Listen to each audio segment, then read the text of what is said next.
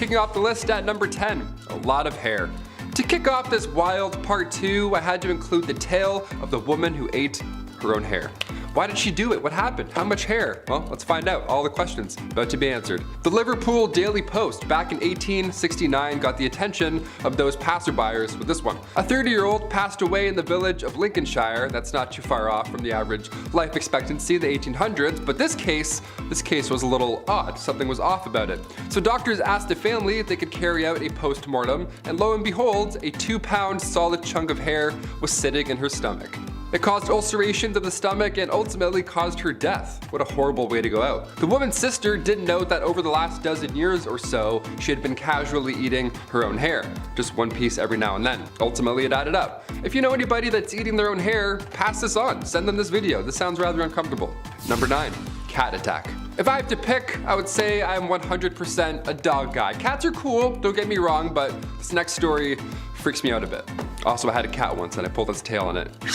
Hissed at me and scratched me and scared the life out of me. So, dogs for sure. Back in 1870, a rich woman had put her time, energy, and resources into cat breeding.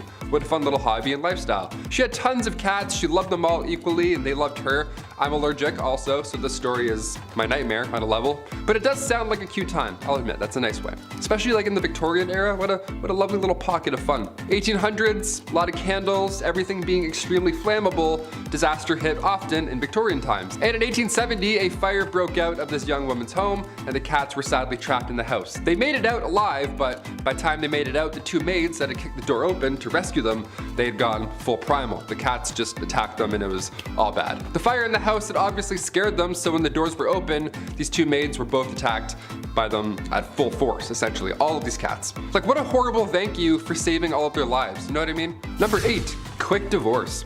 Let's just say the love thing isn't working out, okay? It happens, people change, but now what? Say it's the Victorian era, but divorce in England isn't allowed until 1857, and it's 1856. So now what are we gonna do? Well, considering what list we're on and which part it is, it's pretty wildly unfair. If you were the wife, you were getting sold in this scenario. How horrible is that? Wife sellers, they were a thing.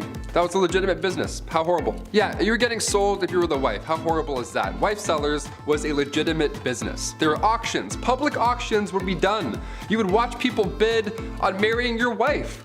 At like noon, middle of the day, people are walking by like, oh, do I have any change? Hang on. This is insane. One real sale that happened in 1862 was in Selby. The asking price was a beer. The asking price for this person's wife was 1 pint. Sold, just like that. That's crazy. Sold, drank, now I'm married. That's insane. Other times, most of the time, it was a rather expensive exchange. I feel like there are plenty of cases where this would honestly be the ideal scenario. Just get it done in one day, whatever. Peace. See you again. Bye. You're the worst. Number 7, the Great Famine. We're gonna lean out of wife selling for a hot minute and include the boys for this one. Yeah, come on back in, you're all guilty. The Great Famine took out everybody, not just Victorian women, of course. Back in 1845, potato crop that a lot of the Irish population was relying on was no longer available all of a sudden. A group of microorganisms just wiped them out, just like that, and in result, around 1 million folks died or had to leave. It was draconian law and British ruling that made the exported food hard to reach people that really needed it. So this famine led to Irish independence and anti-union movements. Little fun bit of history I had to include on this one. Number 6, the Brooklyn Theater Stampede. And we're back to absolute horribleness. Here we go. I love the theater. When the pandemic shut down plays, I actually felt pretty sad. I like sitting in full rooms watching a guy in a fake wig monologue about Mozart. Like, that's my ideal Saturday night. That's the best. I don't want that to not be a thing anymore. I love theater. But today we have an obnoxious amount of distractions that can take you out of the experience. Guy's texting, fighting his ex-girlfriend 2 rows ahead of me. I'm trying to watch Joseph in the amazing Technicolor Dreamcoat. I'm like, man, it's not the same anymore. Theater's not the same anymore. Turn off your phone. Throw a tomato at him. It can be distracting. Exit signs can also be pretty distracting. But we need them. We definitely need them. Because in 1876, the Brooklyn Theater caught fire after a single lantern fell over on stage during a performance. This was 1876. Everybody was wearing flammable attire. There aren't emergency exits yet. A fire marshal hadn't come in and counted heads at this point, so it was a disaster. 278 people lost their lives. A monument was put up after the incident. It shook the town. It was absolutely horrible. I read about this and I was like, that's horrible. We got included in. This is a horrible. Number 5, the potato famine. The potato, so rugged, so versatile. Think of all the ways you can prepare a potato. Boiled, broiled, baked, mashed, pan-fried, deep-fried, french fries, hash browns, latkes, and sometimes you can put them in soup or stew. Usually pretty cheap and filling. The food of peasants, and I love it. However, during 1845 Ireland, a fungus outbreak was taking hold of potato harvest all over the country, thus creating a large famine that would see over 1 million people perish in a famine. Queen Victoria tried to help but was ineffective, and by help I mean the same effort I put into reaching for the TV remote that's too far away on a lazy Sunday. Number 4, body snatching. Look, back in the day, making a buck was not so easy. Some people who had absolutely no morals went this route. Basically, you wait around for a recently vacant grave to be not vacant, and before the soil can settle, you remove the inhabitant of said grave and go to your local university and say, "Right, I've got this here fresh non-mangled corpse, give me some money and it's all yours." And Bob's your uncle, you are now the very bottom of the barrel, detritus of human existence. But hey, you made some moolah and can afford to eat your next meal. Honestly, while you may be the worst of the worst people, it's partially the doctors and schools that are to blame for even accepting these fresh, illegally exhumed corpses for study in the first place. It may not sound like a specific event, but some people dressed up for it, so there's that. Number 3, the Tube in it. The London Underground, baby, the world's first subway, which let me tell you, it's kind of annoying living in Canada when you have two very popular franchises that share two common names for a rapid underground train. Metro and Subway, right? It's so annoying. You Google Metro and Subway and then the grocery store comes. I never have that. Okay. Maybe it's a me thing. It's a me thing. Tunnels underneath the city and trains travel through it. It's simple. Well, the first one was opened in 1863, which is an engineering feat to say the least. And it feels like forever ago. I mean, that's older than Canada, for crying out loud. When you think of the Victorian era, you think horses, carriages, top hats, and orphans asking for more gruel. Mind you, the locomotive was different from a modern one, but this is a very modern idea, especially considering that there's no cars yet. Kind of a weird thing. Number 2, the telephone. On March 7th, 1876, Scotsman Alexander Graham Bell got a patent for his invention of the telephone. 3 days after acquiring the patent, Mr. Bell made his first phone call to his assistant, Thomas A. Watson, saying, "Watson, come here, I want to see ya." And that was that. And we've gone downhill ever since.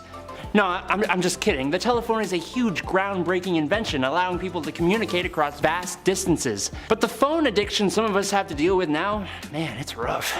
Alexander Graham Bell was born in Edinburgh, Scotland, and the whole reason he became interested in the idea of creating the telephone was because of his mother, who was deaf, and his father, Alexander Melville Bell, who was a teacher of elocution, and was famous for the phonetic transcription system he had developed to help the deaf learn to speak, which is really quite sweet, actually. Number 1, the war to end all wars. Out of all my research about the Victorian era, the start was somewhat muddy. Maybe because historians don't want to take away from North American or Napoleon history. But the end of the Victorian era was more clear. 1914, the war to end all wars. This was the big one, folks. A mixture of militarism, imperialism, alliances, and a power struggle made for a powder keg that ended up exploding in 1914. Unlike a lot of wars, this one actually changed things. Empires fell while others got stronger. Countries on maps were being redrawn. Others stayed the same. The culture?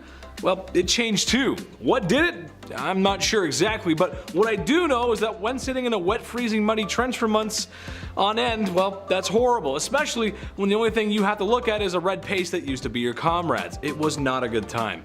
And it made a lot of folks go a little crazy. Number 10, bottomless undies. I think I speak for everyone when I say that putting on a clean, fresh pair of underwear is a nice feeling. Gone is the brown underwear that was once white of yesterday, replaced with fresh, loving linen of today.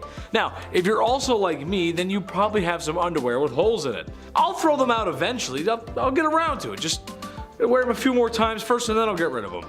But did you know that some ladies' underwear in the Victorian era had no bottoms? Yeah.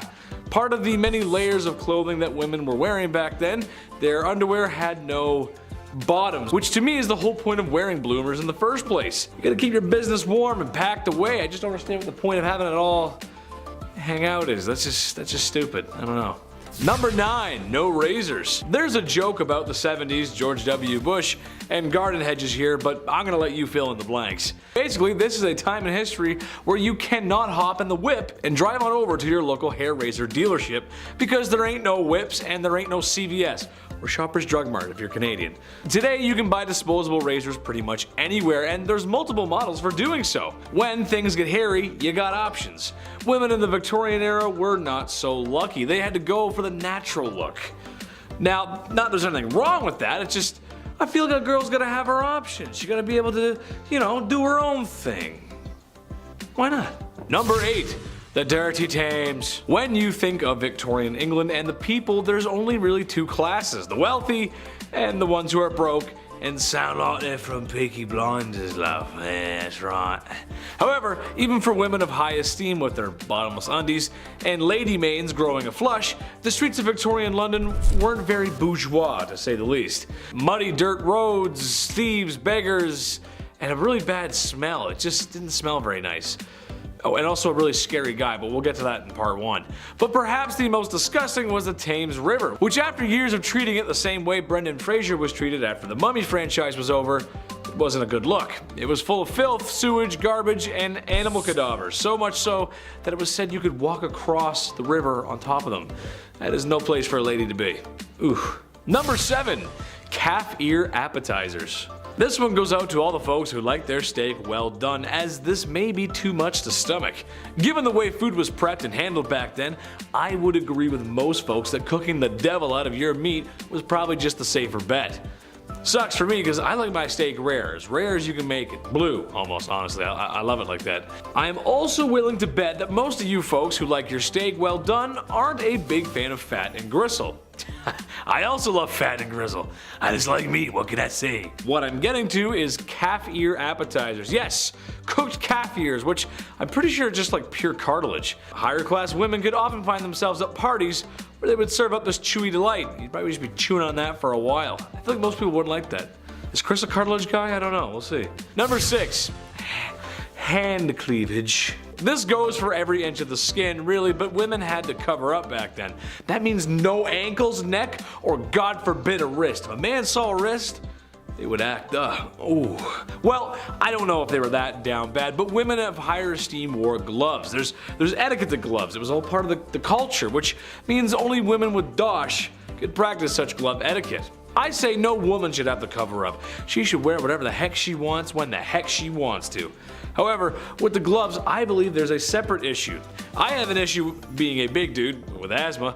I sweat a lot more than the average folk. It just sucks, but if I was a fair lady with those gloves on, well, I might want to leave them on. Wouldn't want to ruin anyone's appetites for calf ear appetizers because the smell and the sweat, it just, it'd be gross, Number 5. Burke and hair. Medical schools were offering a handsome fee for deceased bodies to study. This is an odd time. So an unhealthy amount of Victorians came up with this new solution. They thought they were brilliant. Yeah, they would rob graves. They would just go and rob the freshest graves they could find. They would wait in the bushes until the funeral's over, and then they would go and disgusting. It got so out of hand that family members were actually guarding the graves of recently deceased overnight. That's how bad it got. That's disgusting. But nobody goes down in history like William Burke and William Hare. They were an unlikely duo, to say the least. They wouldn't wait until the body was done living. You know what I mean? They would actually kill people and rush the process, all for a pretty penny. 16 victims in total between 1827 and 1828. It took 16 victims for people to start catching on to this weird plan. The pair would lure victims into their house, fill them with alcohol, and then they would suffocate them. They had a sick system, and they would suffocate them because the body needed to be in the best condition possible in order to receive a payout from the Edinburgh University Medical School. So they would, try and keep it as clean as possible, which is horrible to say, but it makes sense. The Anatomy Act in 1832 put an end to this horrific plan. Number 4, bird hats. Look, I don't have much to say about this next one here because, well, Alright, yeah. I love a good hat. I've worn a few hats here throughout my time on BumbleBee. Some baseball caps, some beanies here and there, sure. I've never worn a dead bird on my hat though, and I don't think that I will. That's for certain. I might just leave that out. Taxidermy was a hot topic back in Victorian London. Folks would rock the dead beaver or bowler hat, any animal they would just prop up there, and it was considered fashion at the time, believe it or not. It was a dangerous trend though long term. Conservationists were saying that 67,000 species of birds were all at risk of extinction due to this crazy dead bird hat craze. Can you imagine just a stuffed seagull on my hat? I'm like, all right, number 5, here we go. It's crazy. Also, that's like a lot of weight, you know what I mean? A lot of weight on your head, just kind of. Oh, sorry, there's just a dead pigeon on my head, so my neck's kind of sore. What if the wings opened up and you kind of just like got some air? Maybe that's why they did it. Number 3, holiday cards. Today, these Hallmark holiday cards, they go way too hard. And they also have a card for everyone and everything, you name it. Birthdays, weddings, stepdad's name day. You're like, what? That's so specific. Like they have everything covered. But back in the 1800s, these holiday cards, they were brand new. Nobody knew what to write or say, so they would just end up sending these artistic sentimental scenes. It would be like a frog in a top hat riding a bike. No caption, just that. You'd be like, hey, Merry Christmas, I guess. It'd be like a carrot with a face. It'd be a haunting image, really, to receive from a loved one on Christmas, but it's the thought that counts, I guess. This holiday season, just give your parents a card with this on it, and then see what they do. Don't even write anything, just stare at them in the corner, all Victorian-like, and be like, Mother, Father, Merry Fortnight Christmas. I don't know what they would say. Number 2, lots of arsenic. We of course have to mention a big problem in the 1800s. Arsenic, everywhere, all at once, okay? Skin lotion, tons of cosmetics, it was a nightmare. Even if you didn't use any facial cream or anything, it was everywhere else. It was in wallpaper, it was in dresses, it was in toys, medicine. My gosh, it really was horrible. It's a nightmare. And it's because arsenic was cheap at the time. It was during the Industrial Revolution. It was being unearthed more and more, and finally, come 1851, the Arsenic Act was passed, which fixed a lot of issues. Yeah, we regulated that one. Not soon enough, but we definitely got that one fast. And finally, number 1, Jack the Ripper. Unidentified to this day. We've got to end on a horrific note. Everybody's just finding out now about Jeffrey Dahmer, it seems. He's a hot topic on Netflix. But what about Jack the Ripper? How did he get away with it this entire time? Why aren't we going to see a Netflix doc on him? Ever. Jack the Ripper was active in the East London neighborhoods, primarily targeting workers in the area. Now, at the time, the murders of 5 women from August to November of 1888 were believed to have been connected somehow to Jack the Ripper, although some sources claim that he was active even until 1891. Again, we're never going to know at this point. Many believe Jack the Ripper had some anatomical knowledge due to the way that he left his victims. I can't really say anything else because it's disgusting, but yeah, he knew some things, disgustingly. And while there were some suspects, including a member of the British royal family, believe it or not, Jack the Ripper was still never identified. Number 10, Jack the Ripper. If we were to pick a poster boy for this list, well, it'd be him. Jack the Ripper was the alias given to the unknown criminal with sick tastes. During a period in the late 1800s, there was a string of cold-blooded de-lifings that affected London. Victorian London, to be specific. It got so bad that they were telling people not to go out at night in fear of the Ripper. Ooh, that does not sound good. His crimes were extremely graphic and violent and meant for a much more mature and suitable audience. Just to make things even worse, he was never caught or really even fully identified. Some of the theories say he was a she, he was multiple people, or even Prince Albert. I thought it was Prince Albert at one point. They really don't know. Oh, that's terrible. That's just awful. Right, I'll go out with you, but your Ripper could be out. Number 9. Charles Bravo. Mr. Bravo succumbed to his illness in 1876. He had been poisoned with antimony, which at first when I read that I thought it said alimony, and I feel like a lot of husbands die to that. That's a divorce joke for everybody at home. With antimony, which is a poison that works very, very slowly. Slowly enough that he would have known what was happening. Thus, he quite possibly knew who did it, but never revealed who did. Now, at the time, it was believed to be a manual checkout, if you will. What's crazy about this case, though, is that it's like a game of Clue. The wife was having an affair with a doctor, so you know, there was something there. There was also a disgruntled maid who all wanted a piece of Mr. Bravo. Yes. The family fun game night conclusion was it was the wife in the library with the candlestick. I meant the poison. She poisoned him. It was her with the poison. We think. That's the running theory. We still don't know. Number 8, Thames Torso. The Thames River is famous for being a stinky, rotten, no good, very bad river filled with the most heinous refuse humans have to offer. That's right, love. It's awful, isn't it? Oh, it's bloody awful. So, to some, it shouldn't be a surprise that in September of 1873, a woman's torso was recovered from the river. Hold on to your barf bag, folks, because it's only gonna get worse from here. There was also lungs, a right thigh, a right shoulder, and lastly, a scalp of the face, and it is attached. It is gross. Ooh, they found that as well. Authorities did their best to reconstruct the body, but this isn't a Malibu plastic surgery office. They even sat out the face on display in hopes the public could identify the victim. One man suspected it was his missing daughter, but a positive ID could not be made. Thus, we know nothing about the case. Number 7, the Gattons. In 1898, adult siblings Michael, Nora, and Ellen Murphy were on their way home Boxing Day after an entertaining day out. They made their way home after a dance had been cancelled. And sometimes it happens, but they still made the best of it, and you know what? I respect that. Enjoy your life. Enjoy the afternoon. That's awesome. However, they never made it home. Their bodies were discovered in a grisly, bloody scene. I mean, really bad. Skulls were crushed, bodies were beaten, and someone had done in the horse. I mean, they shot the horse. That's crazy. No witnesses, I guess. To this day, nobody knows what happened to the siblings. It's really scary. Number 6, Edwin Bartlett. Edwin Bartlett, like many other people in the Victorian era, was in need of a good dentist. I can use one too. I need braces. I'll be so cute with braces. A lack of dental hygiene made for many issues back then. So if you take away anything from this list today, folks, it's brush your teeth and go see your dentist. It's important. Well, he went to the dentist because his breath had been so bad he had to sleep in separate beds from his wife. He had so much buildup and gunk in there. It was that bad. Gross. For me, it's because I fart in my sleep, or at least so I'm told. That's what everyone says. I don't know. At the time, Mrs. Bartlett asked her husband to pick up a large portion of chloroform because that was legal back then. You just pick up some chloroform. Okay, sure. What a time to be alive. He later was found with chloroform in his system, a large amount. The missus somehow convinced the court that she was innocent. A study done almost 100 years later confirmed it was her. Well, at least maybe it was her. We're, again, still not sure because it was so long ago. Number 5, Queen Victoria's name change. Every year on May 24, we set off fireworks, then we have way too many hot dogs. It's the best. We call it Victoria Day, right? It's for sure called Victoria Day, right?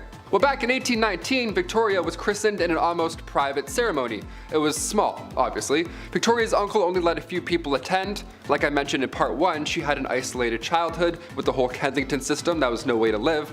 But even the day she was christened, trouble awaited. Her name was Alexandrina Victoria, and at the time, the name Victoria was not regal. It was of French origin, almost an odd name to have at the time, so she was immediately advised to change her name to something more traditional. But as our calendars can definitely confirm, she said, nope, I'm good. Victoria Day. Yeah, it's definitely Victoria Day. Number 4, tattoos. I only have the one tattoo, but I've always wanted more. Just not so good with needles, you know? I got my eyebrow pierced and I fainted. It's a fun fact, I have a little scar there. Not great with needles. Some of the designs are so beautiful on tattoos, the amount of pain you all sit through, I'm impressed, honestly. Mad respect. The tattoo craze really took off once Queen Victoria's son, the Prince of Wales, he went and visited Jerusalem. And of course he saw copious amounts of body art and was inspired. Inspired, we'll say, yeah. So upon his return, he was all about ink at this point. And the Prince of Wales, well, if he has a sleeve, well then maybe I can have a sleeve, right? What's going on? It wasn't a sleeve, really. It was a cross. The prince got a tattoo of a cross in homage to the Crusades. So if you're gonna try and convince your parents to let you get a tattoo, just, you know, tell them the Prince of Wales did, right? You're just trying to be a royal. Number 3, Gym Day. Believe it or not, there were around 200 gyms across Europe during Victorian times. Yeah, just like 6 good lives. You're like, what's this about? Even Victorian dudes skipped leg day. How great is that, okay? It's not just you. These gyms weren't bright, they weren't open, they weren't well ventilated, they weren't motivating, and definitely not safe. None of those, definitely not. No, Victorian gyms were reserved for the upper class, obviously. Grab your pocket watch and blazer, Ezekiel. We're doing squats today. These machines also were not ideal. They were designed as antiques first rather than their purpose. Also, half of these look like saw traps. Like, are you kidding me? No way I'd bend my arm around any of these devices. No way. All those wooden wheels? No. I'll stay weak and brittle, thank you. Number 2, ghost photography. How to look back. I don't like talking about ghosts. As if the reanimated corpses coming back to life while they were ringing a bell wasn't scary enough. Yeah, let's talk about 1800s ghost photography. The camera was a hot new invention at this time, so tales of ghosts and spirits were now easily believed. Yeah, obviously, when you have a photo of a see-through woman, you're like, that's pretty terrifying. A big name in the ghost game was a man named William Thomas Stead. He was born in 1849, and Stead was the son of a Congregationalist minister, and at the age of 22 he was appointed as editor of Northern Echo, which was a regional newspaper in Darlington. So far, so good. This British medium, Richard Borsonol, featured a photo of W.T. Stead and a real spirit. Yeah, imagine that. Imagine a day where somebody being awarded the Nobel Peace Prize also poses for photo ops with ghosts. You're like, do we believe all of this or none of this? What's going on? This is so scary. And finally, number 1, music for eternity. Before we wrap up this wild part 2, I had to include perhaps one of the creepiest patents of all time. Patent numero 9,222,059. Yeah, the number is going a little bit higher. This one got me thinking. I wanted to end this video off on this note. I like this idea. Maybe, I don't know yet. Music for eternity systems. Okay, this patent is not from the 1800s, but rather 2015. I know, it's not Victorian, but when else am I gonna talk about this, really? The idea here is that you could stay connected to your loved one by using a solar-powered digital music player. The best part here is the patent details how surviving family members now have the ability to update, revise, and edit stored audio files and programming after burial. Yeah, next Rihanna album, no problem, I got you. There's a speaker in the casket and there's a headphone jack on the tombstone, so we can listen together. And then we can decide if we hate the album. That's creepy. I wouldn't do this. Would you want this? Sound off below if you'd want, big shiny tunes playing for eternity after you die. I would do the Titanic theme song. Just make everyone so sad all the time. Number 10, Albert. Adam, how is Queen Victoria's marriage to Prince Albert bizarre? Well, my little honeybees, not to be a pessimist, but it's bizarre because they actually really did love each other. Be honest, how often do you think it occurred that people of royal or noble birth actually got to marry someone they genuinely loved? On February 10th, 1840, Queen Victoria married Prince Albert of Saxe-Coburg-Gotha, who, interestingly, was her first cousin, and who was actually kind of not the favorite of the British people who saw him as an outsider. As queen, she was the one to propose. Good for you, Queen. Literally. The couple stayed married for 21 years until Albert died of typhoid in 1861, and together the couple had 9 children. 9. Even after his death, Queen Victoria continued to make ruling decisions based on the principle of what would Albert do? Such a nice way to start this heinous list. Number 9, Napoleonic Wars. Okay, a little bit of a stretch, but I would argue the Victorian era lasted from about 1814 to 1914. There's no specific date, but it could be classified around this time. The Napoleonic Wars were essentially world wars started by one man, the Corsican ogre. Hello. Imagine having the whole world against you. No, really, the whole world against you. Britain, Prussia, Russia, Austria, and sometimes Italy took part in the coalition wars, which were just part of Napoleon's story. Trust me, this dude was arrogant and he was the antagonist of the story. He's been labeled as the greatest tactician ever. When it was all said and done, he had rediscovered ancient Egypt, fought many battles, and managed to become emperor. And he got banished twice. 8. Mummy unwrapping parties. What is your favorite idea of a get-together? Let me know down below, I won't judge, I promise. Unless, of course, you say mummy unwrapping parties like some people in the Victorian era might have. Then I will indeed judge you. Thanks to the Napoleonic Wars making their way to Egypt, interest in the country was on the up and up. And while people have been buying mummies since the Elizabethan era, now these rich weirdos bought even more, bringing them back as souvenirs. Once they got to the homestead, they would almost instantly hold parties with all their rich friends where they would unwrap their mummies like a Christmas present. Congratulations! It's exactly what you thought it would be! A 5,000 or 6,000 year old decaying corpse that smells horrible. Why are rich people like this? I don't get it. Number 7, Fire Hazard Christmas. Like all families at Christmas, we all have our traditions. I'm a good boy all year, so Santa can bring me lots of gifts. Thanks, Santa. My family tradition is to watch the National Lampoon's Christmas Vacation every year. I love that movie. Adam, on the other hand, well, he's a bad boy, and he eats all the chocolate out of his advent calendar before it's time. Don't tell him I said anything, though. I can't help it. I'm sorry. He's right there. However, one family Christmas tradition was quite popular back in Victorian times, oftentimes called Snapdragon. The basis of this game was to get a large bowl, fill it with dad's brandy, and drop some large raisins in said bowl. Next, get a candle or a match and light it up. Now that there's a large cauldron of flaming liquid and fireballs in your living room, now your objective is to try and knock the raisins out of the dish without getting burned. Fun for the whole family, why not? Just be mindful, that the whole house is made of wood and there's no fire alarms and there's no modern firefighting equipment and everyone's wearing long gowns, and you get the point. Number 6. Maybe we were apes? November 24th, 1859 marks the day that none other than Charles Darwin published the famous and even infamous On the Origin of Species, presenting his theory of natural selection and questioning the theory of creation. Truly a great day in my opinion. Look, we can talk evolution versus creation in the comments, but there is no denying the evidence presented in On the Origin of Species had people turning heads and questioning everything they thought they knew. Its full title, On the Origin of Species by Means of Natural Selection or the Preservation of Favored Races in the Struggle for Life, kinda explains it, but basically, Charles' book gave us the idea that species evolve over generations through the process of natural selection, which he backed up with evidence from the Beagle expedition in the 1830s, which to my disappointment had nothing to do with the dog breed beagles. Number 5. Big polluter. This just doesn't make any sense. It never did to me, and it still doesn't. But in case you didn't know, self-pleasure was a big no-no, commonly called self-pollution, which honestly is very funny to me. That's just hilarious. Don't self-pollute yourself, Chris. That's bad. Don't do that. That's naughty. It was a sin and thought to be a cause for many ailments. I'm sure you've heard the classic saying that for guys, if you decided to go bump in the night by yourself, there's a good chance you'd need a walking stick because it would make you go blind. Women were also targeted, however, as for any pearl polishing by women was thought to be hysteric and needed to be treated for such. Look, the truth is, any man who wants to wax his carrot or woman tuning a one-dial radio should be able to do so without judgment of society or medical remedies of snake oil doctors.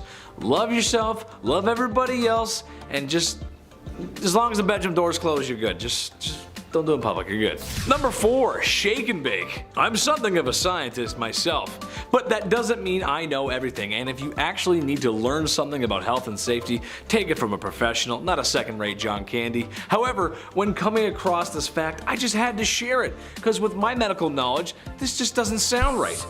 Alright, so kids, we know how they're made. I don't need to go into detail for that. However, there was this idea back in the Victorian days that if a woman danced shortly after doing what mommy and daddies do, then there was a chance that her pregnancy just wouldn't happen. Or perhaps more commonly after riding a horse. Same idea. Okay.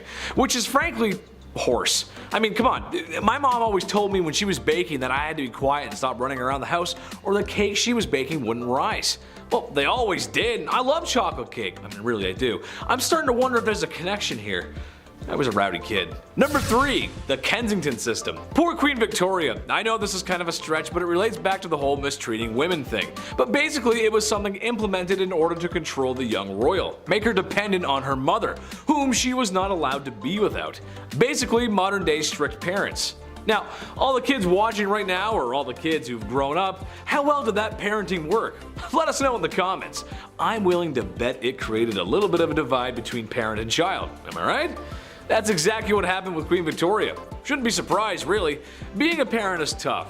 I get that, but squeeze too hard and the sand falls through the cracks of your hand. Victoria wasn't even allowed an hour to herself, and I don't care who you are, no matter how charismatic or bubbly, everybody needs some alone time. Number 2, a healthy breakfast. Okay, not Victorian London, but this is just too funny not to mention, and it's around the same time period, very close.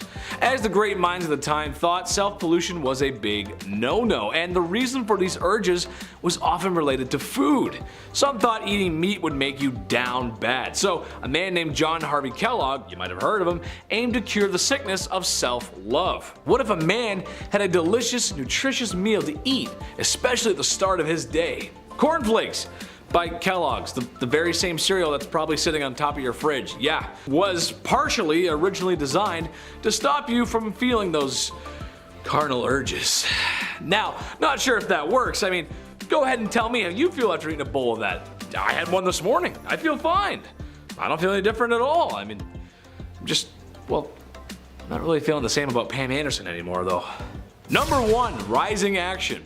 This could get some married couples into some trouble if they're watching. So sorry. It's gonna be hard to talk about this without saying it because YouTube will send a stern letter if I do, but here it goes.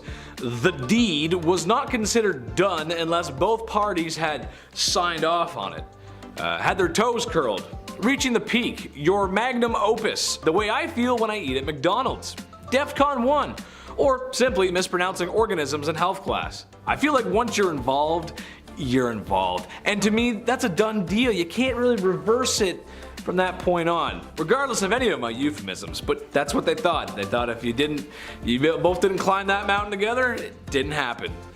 'Cause science. Number 10, mudlarks. Victorian London. Around the 1840s, it was a bit of a mess. Yeah, a lot of sore throats, that's for sure. Everybody was sick all the time, and the jobs that were available certainly did not help the cause. The jobs that were available had you catching rats and crawling into sewers. One of the worst jobs to have was that of a mudlark. As their name hints towards, a mudlark involved getting in deep in the muck that builds up alongside the Thames River. This one was reserved for younger folks, obviously, because it was like working in quicksand. If you were older, you would just get trapped. It was pretty sad. It was also exhausting, not to mention the chances of being washed away by the river were pretty high. All for the slim chance of finding a pocket watch, driftwood, rags, anything really worth your troubles. Number 9, chimney sweep. I remember when I was younger, I had to sweep the chimney in the house every now and then, whatever, and I loved it. You know, I thought I was the father of the house for a bit, getting in the chimney, getting all dirty and stuff, doing this, my hands on my waist. I don't know, that's what a man was when I was younger. That little broom too, I loved that little broom. I remember when I would do this, my grandmother, who is very English, she would be shook. She would watch the entire time. She would be taken back into time. Because this was a terrible job to have in Victorian London. it was not the same at all. Chimney sweeps were famously young. I can't say anything else there in regards, but yeah, they were wee lads, to say the least. History is horrible. 1840 was a good year, all things considered, because a law was passed that then made it illegal for anyone under the age of 21 to climb in and then clean a chimney. Thank God. I'm glad that stopped. I was 18 cleaning my chimney. I had no idea I could have used this great law. Been like, actually, mother, a lot of claws. Number 8, funeral mute. Funerals suck, man. I was a pallbearer like 3 times before the age of 21. My one arm is just strong as now, that's it. I can lift anything just with one arm. I thought being a pallbearer had a lot of pressure, right? Victorian London saw many funeral mutes. Oliver Twist, one of those lousy jobs in that tale, was that of a funeral mute. Funeral mutes were required to dress in all black with a sash while carrying a long cloth covered stick, and your job would essentially be to stand and mourn silently at the door of the recently deceased home. Yeah, guy dies of a plague and you're like standing there like holding your breath like, great, this is the worst job ever. You would then lead the coffin to the graveyard, so a lot of responsibility. Yeah, don't trip or breathe. Number 7, toilet troubles. Now, the Victorian era was unsanitary, to say the least, but it was also dangerous in ways that you wouldn't expect, right? Go to the bathroom and may not come out. One of the greatest Victorian inventions was that of the bathroom, but it took a few tries to figure out the whole, methane gas problem. We gotta really deal with that one first and foremost. Spontaneous combustion of the bathroom was weirdly common. This is every time you take a shit, you were worried that you might just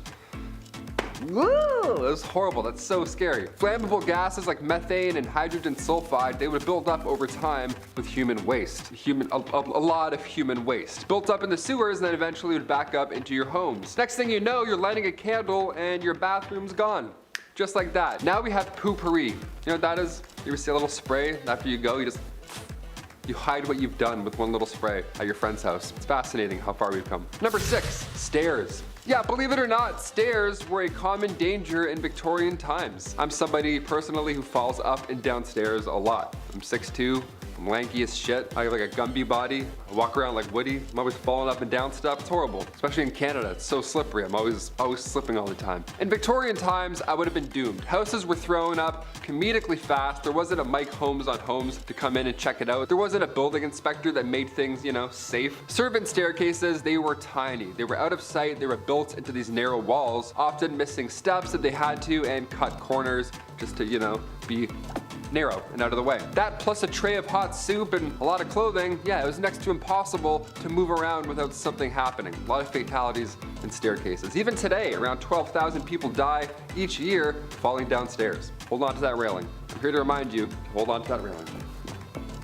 It's crazy. There's actually no stairs there. I just made that whole thing up. Hit that like button for magic. Number 5. Emo girl. All the forever alone people, raise your hand. Let me hear you roar XD. I like to joke around a lot and say I'm a lawyer, a firefighter, and the cutest guy on the whole wide internet. But if there's one thing I know, it's people. I like people. I love them. I spend a lot of time with them, and after hearing this, I've come to the conclusion that this is where the emo girls come from. I figured it all out. It's down to a science. I'm a scientist now. Do you ever get that feeling in your tummy on Valentine's Day because you know it's going to be another one alone? And you'll be forced to be on your own, and that means sad music and crying in your room. Same, it's Drake's Marvin room for me. Well, single women in Victorian times had similar issues. Since women were expected to marry and have kids, single women who were also forever alone were pitied by society, which I argue is just way worse. No one wants to be pitied. Ugh. Number 4, gold diggers. She take my money when I'm in need. As she travel. Okay, anyway, back to the actual content. Well, not exactly. While today in a place like sunny California, you might see an older man with a woman who's half his age. Maybe he's driving a nice car, or she's got on the very best and latest from Louis Vuitton. Stylish, yeah. Most of us think some thoughts about what we might think is going on there. We can kind of be judgmental sometimes when we see things like that. However, looking through a lens of 2022 to Victorian times might make the women of Victorian times appear to be gold diggers, but in reality, it was because all of their financials were tied to their husbands, legally too. Which, if you can imagine, that system didn't work too well.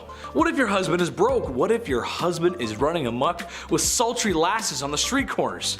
Like I said before, no divorce, but even if she could leave him easily, supporting herself afterwards was going to be an issue, especially financially. Number 3, birth factory. Just pump them out. The faster the better. Quantity over quality. Just get them out. The use of birth control, as you can tell, was not a common practice. Anyone who's over the age of 25, ask your grandparents how many brothers and sisters they have. I'm willing to bet it's in the 6 to 8 range. Let me know in the comments below, I'm curious. A trend that would continue for a few decades after. Education is important, and I'll get to that in my next part. Women were simply expected to act this way. Maybe it was the sign of the times since the Industrial Revolution was in full swing. Maybe the factories needed workers, I don't know. Which, in case you didn't know, they used children as employees. Maybe not so nice. Unfortunately, that was when there was an issue, and there were many. They had no HR to go to, and that was the least of their worries, really. Number 2, no school for you. No higher education for women. Banned from going to university. I don't think so, not very nice, no. Honestly, any society that doesn't want half of their population to go to school probably has a few things to work out. It's a boys' club, and they can only go to university so that they can learn to be smarter and be businessmen, so they can earn money and thus have the facilities to court a woman who really doesn't have a choice anyway. Women had jobs, not careers. And they were all the jobs that you can think of. The ones that were too feminine for men, as women were too feeble to participate in a men's job, which is just the most ridiculous thing I've ever heard. I'm happy to say that in 2022, we showed them wrong. Chetty loves everyone. Just remember that, I love everybody. You go, girls. Number 1, strict rules. Okay, so after a night in the bed sheets with the gal that you love, or maybe the one that you found, there's a good chance that 9 months later, a smaller version of you two could be walking around. A byproduct of intimacy, if you will. This was always something I wanted to rant about, but I always found it strange how strict parents and teachers from this time were with their kids. You gotta brush your hair, bed made, and whatever you do, don't ask for more gruel. Please, sir, could I have some more? Whatever that Charles Dickens book was, I think it was Oliver Twist. They made us read those books as kids, and I don't know why, because they're kind of boring. From the extreme military code ethics happening at home to the long days in a factory at work, being a kid was tough, man. Earning the punk rock blues of today. I'm just a kid and my life is a nightmare. Kicking off the list at number 10, dark dining. I don't know about you, but I can't eat in the dark. I need to see every single bite that I'm eating, okay? Call me crazy. Part of me wants to go to a restaurant where you can't see anything, but I know that I won't make it all the way through. I can't do it. I have a thing. I'm not blindly, what if it's not cooked? I don't know. Back in the Victorian era, dining in complete darkness wasn't just a date night. It was actually the best way to digest, or so they thought. That's why many Victorian era homes had their dining rooms set up in their basement. How random is that? Oh, do you guys have poker nights down here? Nah, just brunch. Kill the light. What? How do you like your eggs? Turn off the light. What are we doing? Number 9, Saved by the Bell. I'm sure you've heard about this at some point, but allow me to go into grim detail. In the late 1700s, cholera, bacterial infections, everything bad, you name it, it was all spreading. Not an ideal time to be alive. Many were biting the bullet at this time, of course being gravely ill, but with this came a dark trend. The safety coffin. Yeah, we had the safety dance, now we got the safety coffin. Here we go. These coffins, I mean, God forbid you were buried alive, these safety coffins would allow the dead to rise again and exit said coffin. A lot of these coffins have extra comfort on the inside and, of course, a wire. This wire ran through the coffin, through the ground, and attached to a bell on the outside. So if a passerby heard it, one, that would be so scary, but if they heard it, they would know something's up and they would help them out. Folks would get creative with their safety coffins. For example, a man named Robert Robinson from Manchester, he passed in 1791, but he instructed his family and watchmen to open the special door on his casket, revealing a layer of glass. Now, if anybody were to see condensation, he could then be removed. Patent number 81,437 was actually granted to Franz Vester in 1868. It was an improved burial case, a real patent. This was a real coffin. This is crazy. This one had an air inlet, a ladder, and a bell. All three, there you go. The description of the patent says, if too weak to ascend by the ladder, he could ring the bell, giving the desired alarm for help, and thus save himself from premature death by being buried alive. Nice. You thought you died. Psych, climb this ladder. There you go. Good luck getting out. Now you're in an escape room. Enjoy. You only get 2 hints. Like a walkie-talkie. Hey, how do I get out of the coffin in room B? Number 8, No Air. Now that song's gonna be stuck in your head. Jordan Sparks, a classic. Since we're on the topic of safety coffins, I had to include one more. Maybe 2 more, I'll never tell. This one is fascinating. The science involved here was honestly impressive. There was the classic wire and bell method, but the more sick people got, the more creative they had to become. Like for example, patent number 268,693, John Krischbaum's device for indicating life in buried persons. Yeah, an 1882 classic, we love this. We got the iPod Nano, they got the device O Life. Nice. Upon first glance, you may think this is some type of medieval punishment, whatever, but really this device detects movement whilst providing much needed air. Now you obviously can't have a hole in the ground or else rats will make your real demise much worse than suffocating, right? So John's device here, as per the disclosure details, is that if the person buried should come to life, a motion of his hands will turn the branches of the T-shaped pipe upon or near which his hands are placed. A marked scale on the side of the top indicates movement of the T, and air will then passively come down the pipe. Once sufficient time has passed to assure the person is dead, the device can be removed. Yeah, imagine waking up with this in your hands. I wouldn't be calm enough to turn it and then breathe in a passive amount of air. No way, there's nothing passive about waking up in a coffin. Number 7, bad hair day. Okay, you want it messed up? Let's do messed up. Hope you're not eating any food right now, especially not eating in the dark.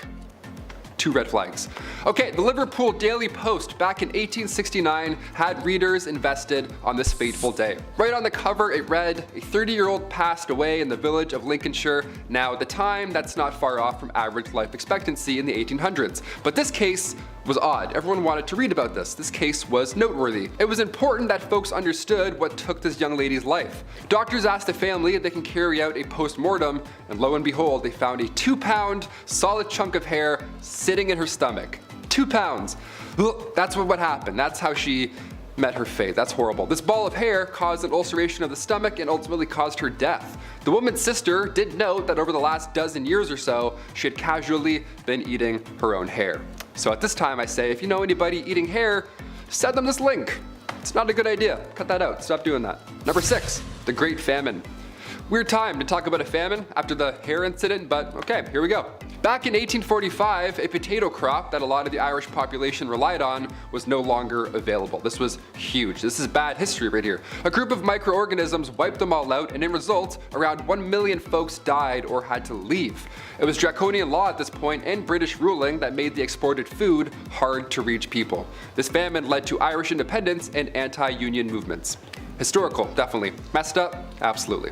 Number 5, Jolly Lad. When people think about certain magazines that depict lewd imagery, you probably only think of Playboy. The bunny imagery was good marketing, honestly, just smart. But what if I told you the Hefmeister wasn't the first to publish such a magazine, or imagery?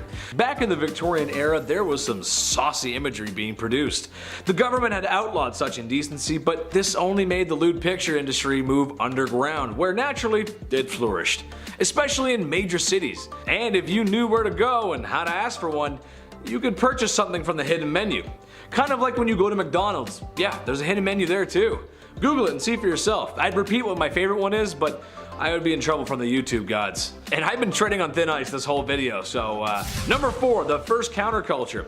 The 1960s were a very important time for many different people. Black Americans were fighting for the rights, music went from holding hands to strawberry fields, if you know what I'm saying, and everything that your parents told you just kind of felt wrong. If you grew up then, you know what I mean. I know people like to make fun of hippies, but there was some good ideas there. Well, in 1890s England, they were sort of having the same thing happen. Obviously not as strong as a push as it was in the 60s, but still. Basically, after all the oppression towards bedroom relations, people began to open up. Not literally, just open up thinking wise. That's really gross, don't repeat that. There's only one way we all got here. Unless you're a test tube baby, of course. In that case, thank you for watching CT133576-2. To some historians, this makes sense. When you push and push for things to happen or ban, eventually people will push back, especially if it's something like bedroom time. Everybody likes a little bit of bedroom time. Valentine's Day wasn't too long ago. Remember that? It was good. It was fun. It was good fun. Number 3, Jack the Ripper. While the man's numbers don't compare to any of the other horrible people in history, he's unusual because of his brutality and the fact that he was never caught. Jack the Ripper was maybe the first modern serial unaliver. He haunted the streets of Victorian London and is responsible for claiming multiple women's lives, women of the evening to be exact, and they began to know the name Jack the Ripper. Now, we'll probably just have to show you pictures of Victorian London or maybe some B-roll of a shadowy figure because there ain't no way we can show the crime scenes. There's probably a dozen different theories on who done it. Some say it was multiple men using his name as an alias, some say it was Prince Albert, there's even some who suggest that he was a she, and which explains why women were so easy to go off with Jack. That actually kind of makes sense to me at least, and why no one really would be looking for a woman back then. Kind of makes sense. Anyway, be careful out there, ladies. Just be careful. Number 2, Queen Victoria. It seems old Blighty herself may have been a tad more promiscuous than you'd think a royal to be. Well, not with other men, but her husband, who in her diary claims to be the love of her life, which honestly is kind of sweet and romantic. That's nice. One thing that I find interesting, however, is that while lewd images were outlawed, the Queen may have commissioned a painting of herself that was quite risque for the time, to gift to her husband, of course. Hypocrisy much? I say lewd, but it was probably just in her loose-fitting clothes, with maybe like an ankle showing or something. Still, unusual behavior for the Queen. I'll remember that for next time, Blight. I'll remember that. Number 1, Prince Albert. If you've ever stepped foot into a tattoo parlor, then you might know where I'm going with this. Prince Albert, the husband of Queen Victoria, had some controversy circulating his name. One, because he shares a name with another Prince Albert who was speculated to be Jack the Ripper, but also because of a very unique piercing. Go ahead and take a guess where that piercing is.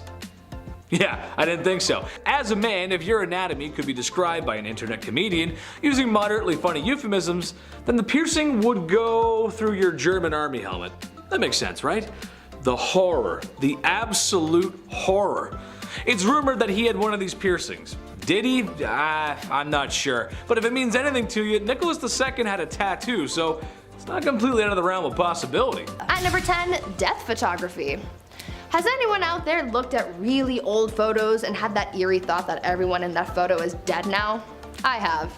I know it sounds kind of weird, but it's just something that comes to mind sometimes. Back in the Victorian era though, they really had that thought because death photography became a trend at the time. Back then, people were dropping like flies. They dealt with a lot of illnesses like measles, scarlet fever, diphtheria, rubella, typhus, and cholera. Death was all around them, but with the rise of photography, this became a new way of keeping a memento of their loved one who passed away.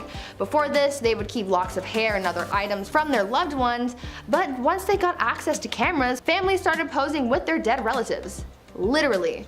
Families would often keep the bodies of their dead loved one in the house for days after their passing in order to have that mourning period, but soon they started staging photo shoots with the remains of their relatives, posing them and dressing them up to make it look like they're still alive. Family members would take pictures with the deceased to have one last family portrait before burying their loved one.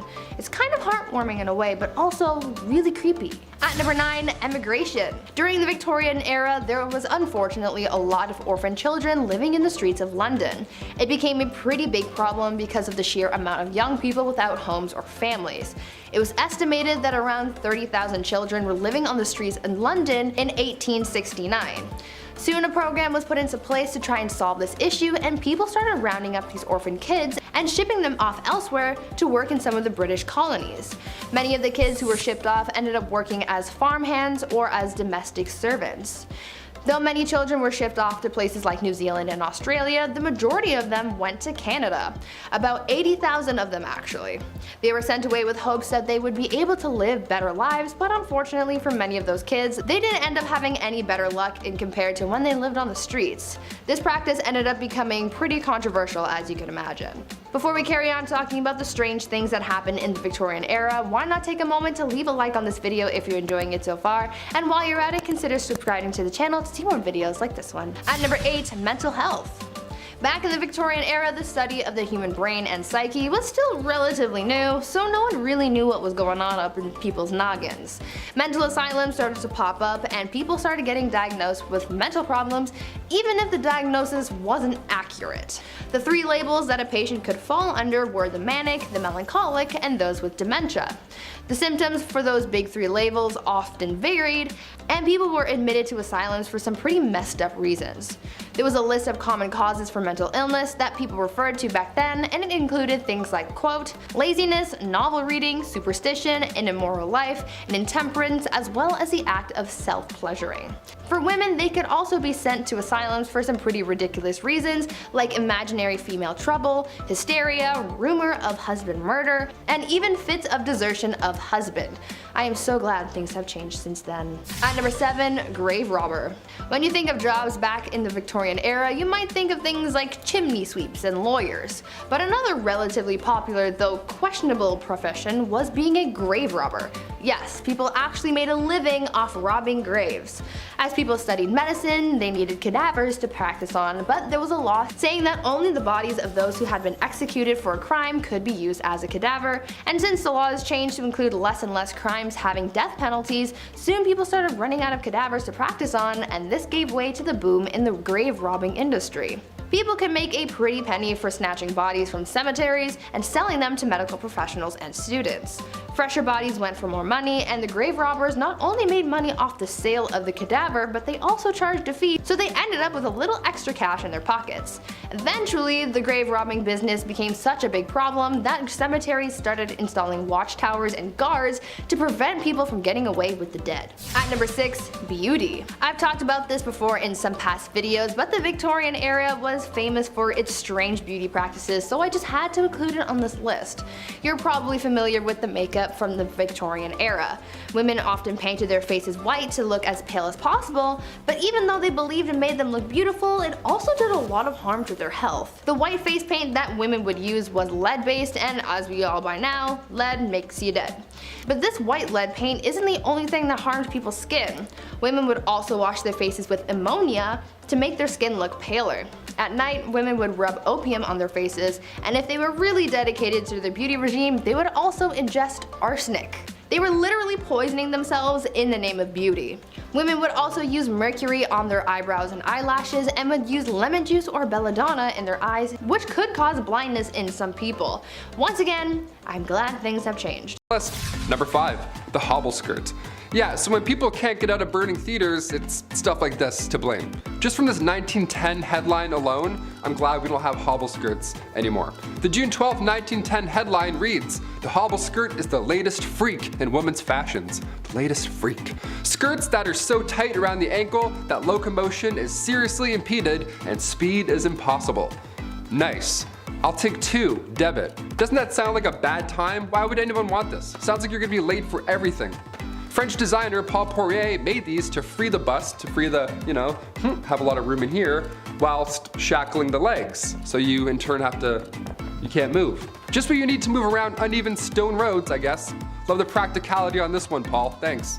Despite how ridiculous and unsafe the hobble skirt looks and acts, only the wealthy could afford such a thing. Shoot! Oh man, must be nice. I'll just be over here wearing jeans like an idiot. Middle and lower class women wore skirts with slits or buttons so they could, actually walk around. Yeah, what fools. Oh, sorry, you want a button? I don't speak broke, sweetie.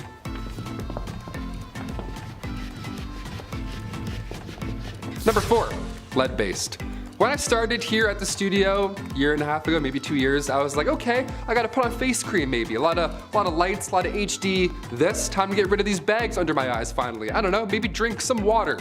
See what happens. Finding a skincare routine of any sorts is easy now, dare I say. The lovely World Wide Web has our back. You can learn how to draw your eyebrows on while listening to true crime. It's wonderful where we are today. But the cosmetic game, back in the 18th century, not great. Turns out wasn't that great, not that safe. RuPaul's Drag Race would have been a lethal sport, you know what I mean? Back in the 18th century, lead mixed with vinegar was often used to make your face look, more pale. The Victorian look, I guess, gotta have those veins pop out. A splash of sulfur for those freckles. Horrible idea. Queen Elizabeth I used cosmetics containing lead, mercury, and or arsenic, the same poison that took out George III and Napoleon Bonaparte, so not safe at all in any time period. In fact, arsenic was on the priority list of hazardous substances, and toxic metal exposure is still an issue we're facing in this era, let alone Victorian. Number 3, the Kensington system. This was horrible. Queen Victoria was brought up under the Kensington system, which if you haven't heard of before is awful. I was grounded more often than not growing up, I'll admit, I was the youngest of 3, so I tried some shady stuff every now and then, but this is another level. At least I could go to the washroom without supervision, you know what I mean? Yeah, buckle up. Victoria's mother, Duchess Victoria of Kent, she created this Kensington system to control her daughter. She literally isolated the child from friends, family members, anybody, everybody, you name it. Her mother would monitor her every action on top of this, including who she can see or speak to, if there were any of those people at some point. Victoria only had 2 playmates growing up her entire life. She had her half-sister, Princess Feodora of Leningen, and then the Duchess attendant, Sir John Conroy, his daughter, Victoria.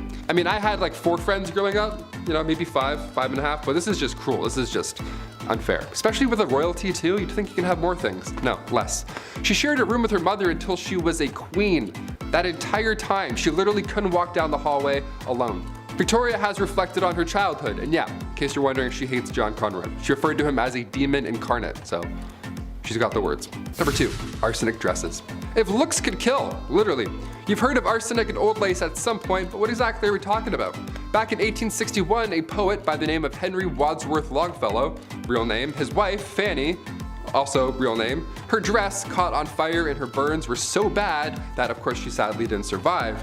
But this was sadly common in Victorian days. Puffy dresses, open candles, as we heard earlier. These dresses back then, they were flammable as is, but some of them were made with literal poison. Some of them had arsenic made to have that like green look, like the real arsenic green look. It wasn't just in clothing either. Back in 1861, an artificial flower maker named Matilda Schurer used green arsenic-laced powder, and her fingernails had turned green, and green foam started coming out of her mouth, and it was just a horrible way to go out. Arsenic is not supposed to be inhaled, let alone worn. Although, yeah, it did look nice for a hot minute.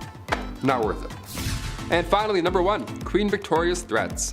Being the queen and all, and we're talking about the Victorian era, I figured we'd end with this one. Being the queen and all, a security team is always needed, and during her reign, there were multiple attempts to harm the young queen. The first attack was back in 1840. It was an 18-year-old man named Edward Oxford, and he fired towards the queen's carriage, but obviously and luckily missed. But when Edward was accused of high treason, he was actually found not guilty due to insanity. Then a couple years later, in 1842, it happened again. This time, 2 men fired at her. They were found guilty. In 1849, her carriage was attacked by William Hamilton. In 1850, as the carriage was passing the gates of Buckingham Palace, Robert Pate, a retired soldier, ran up and hit her with his cane. Victoria was okay, thankfully, but of course, she was shook. Then again in 1842, 1849, and 1872, attempt after attempt. But then things got a little worse. If you haven't heard of Boy Jones or anything that happened here, I saved it for last because it's extremely unsettling. A teenager stalked the Queen back in 1838 until 1841. Edward Jones, aka Boy Jones. This guy somehow managed to break into Buckingham Palace more than once. It was some Assassin's Creed type stuff. He just knew some back way, he climbed some window or whatever.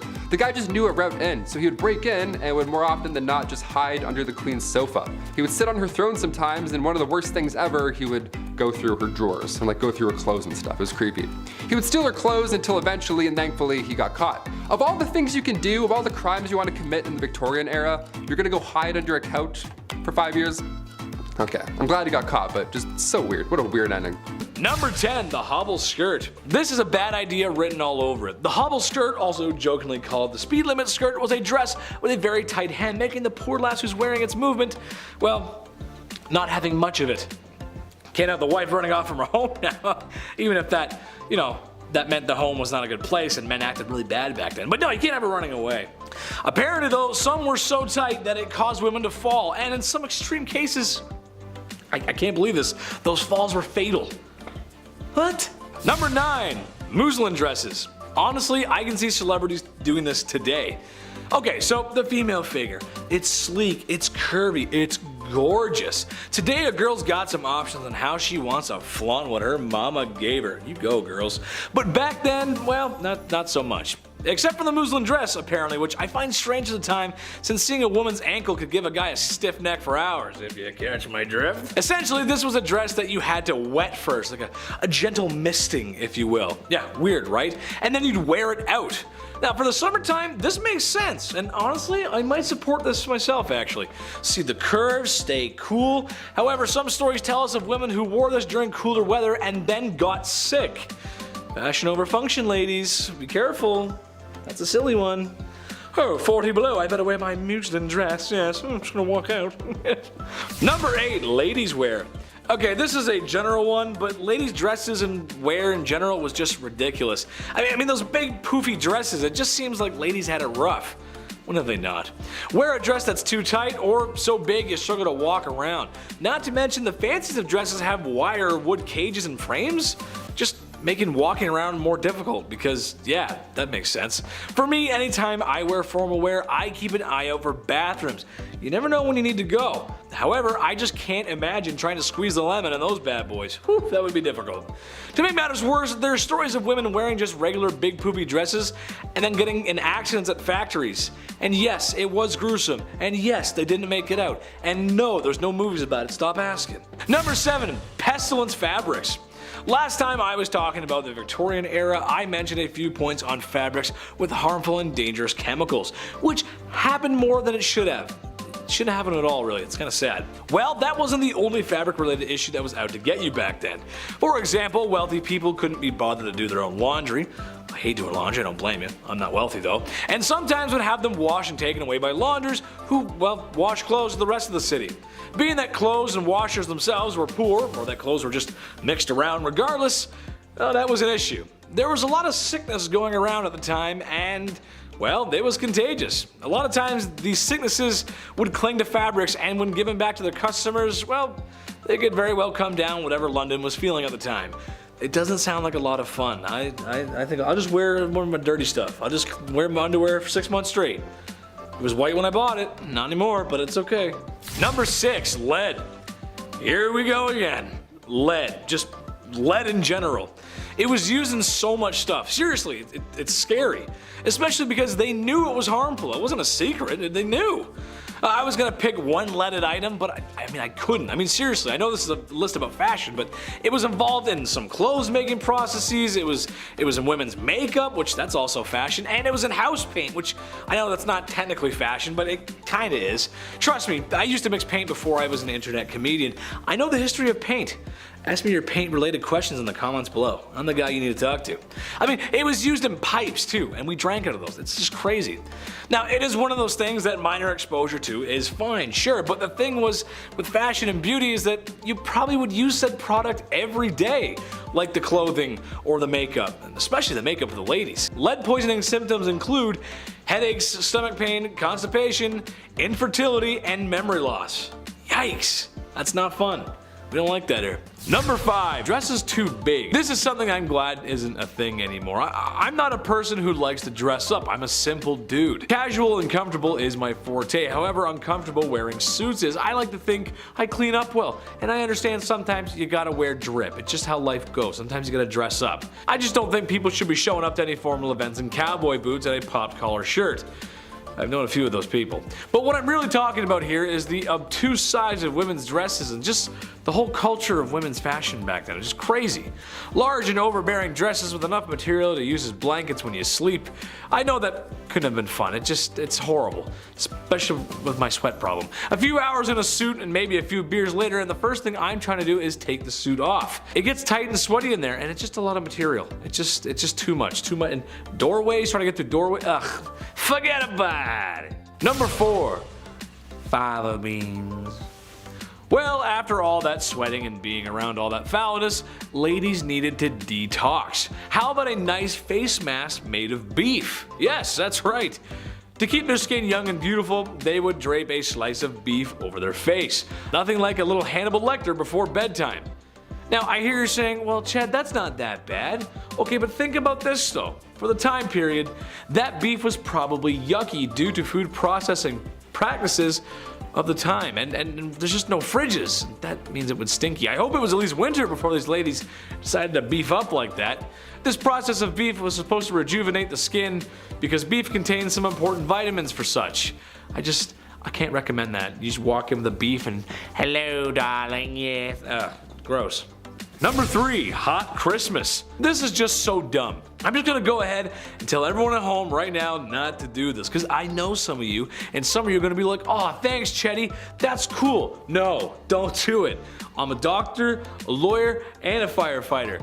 Basically, this was a super fun game that felt like something out of Johnny Knoxville's head, not Victorian families gathering at Christmas. Basically, they would gather at Christmas to play a game called Snapdragon. You get a bowl of raisins and almonds, you pour some brandy in there, and maybe one out for your homie, and ignite the brandy. Once the bowl is on fire, the family will compete to see who can grab the flaming treats and eat them the fastest.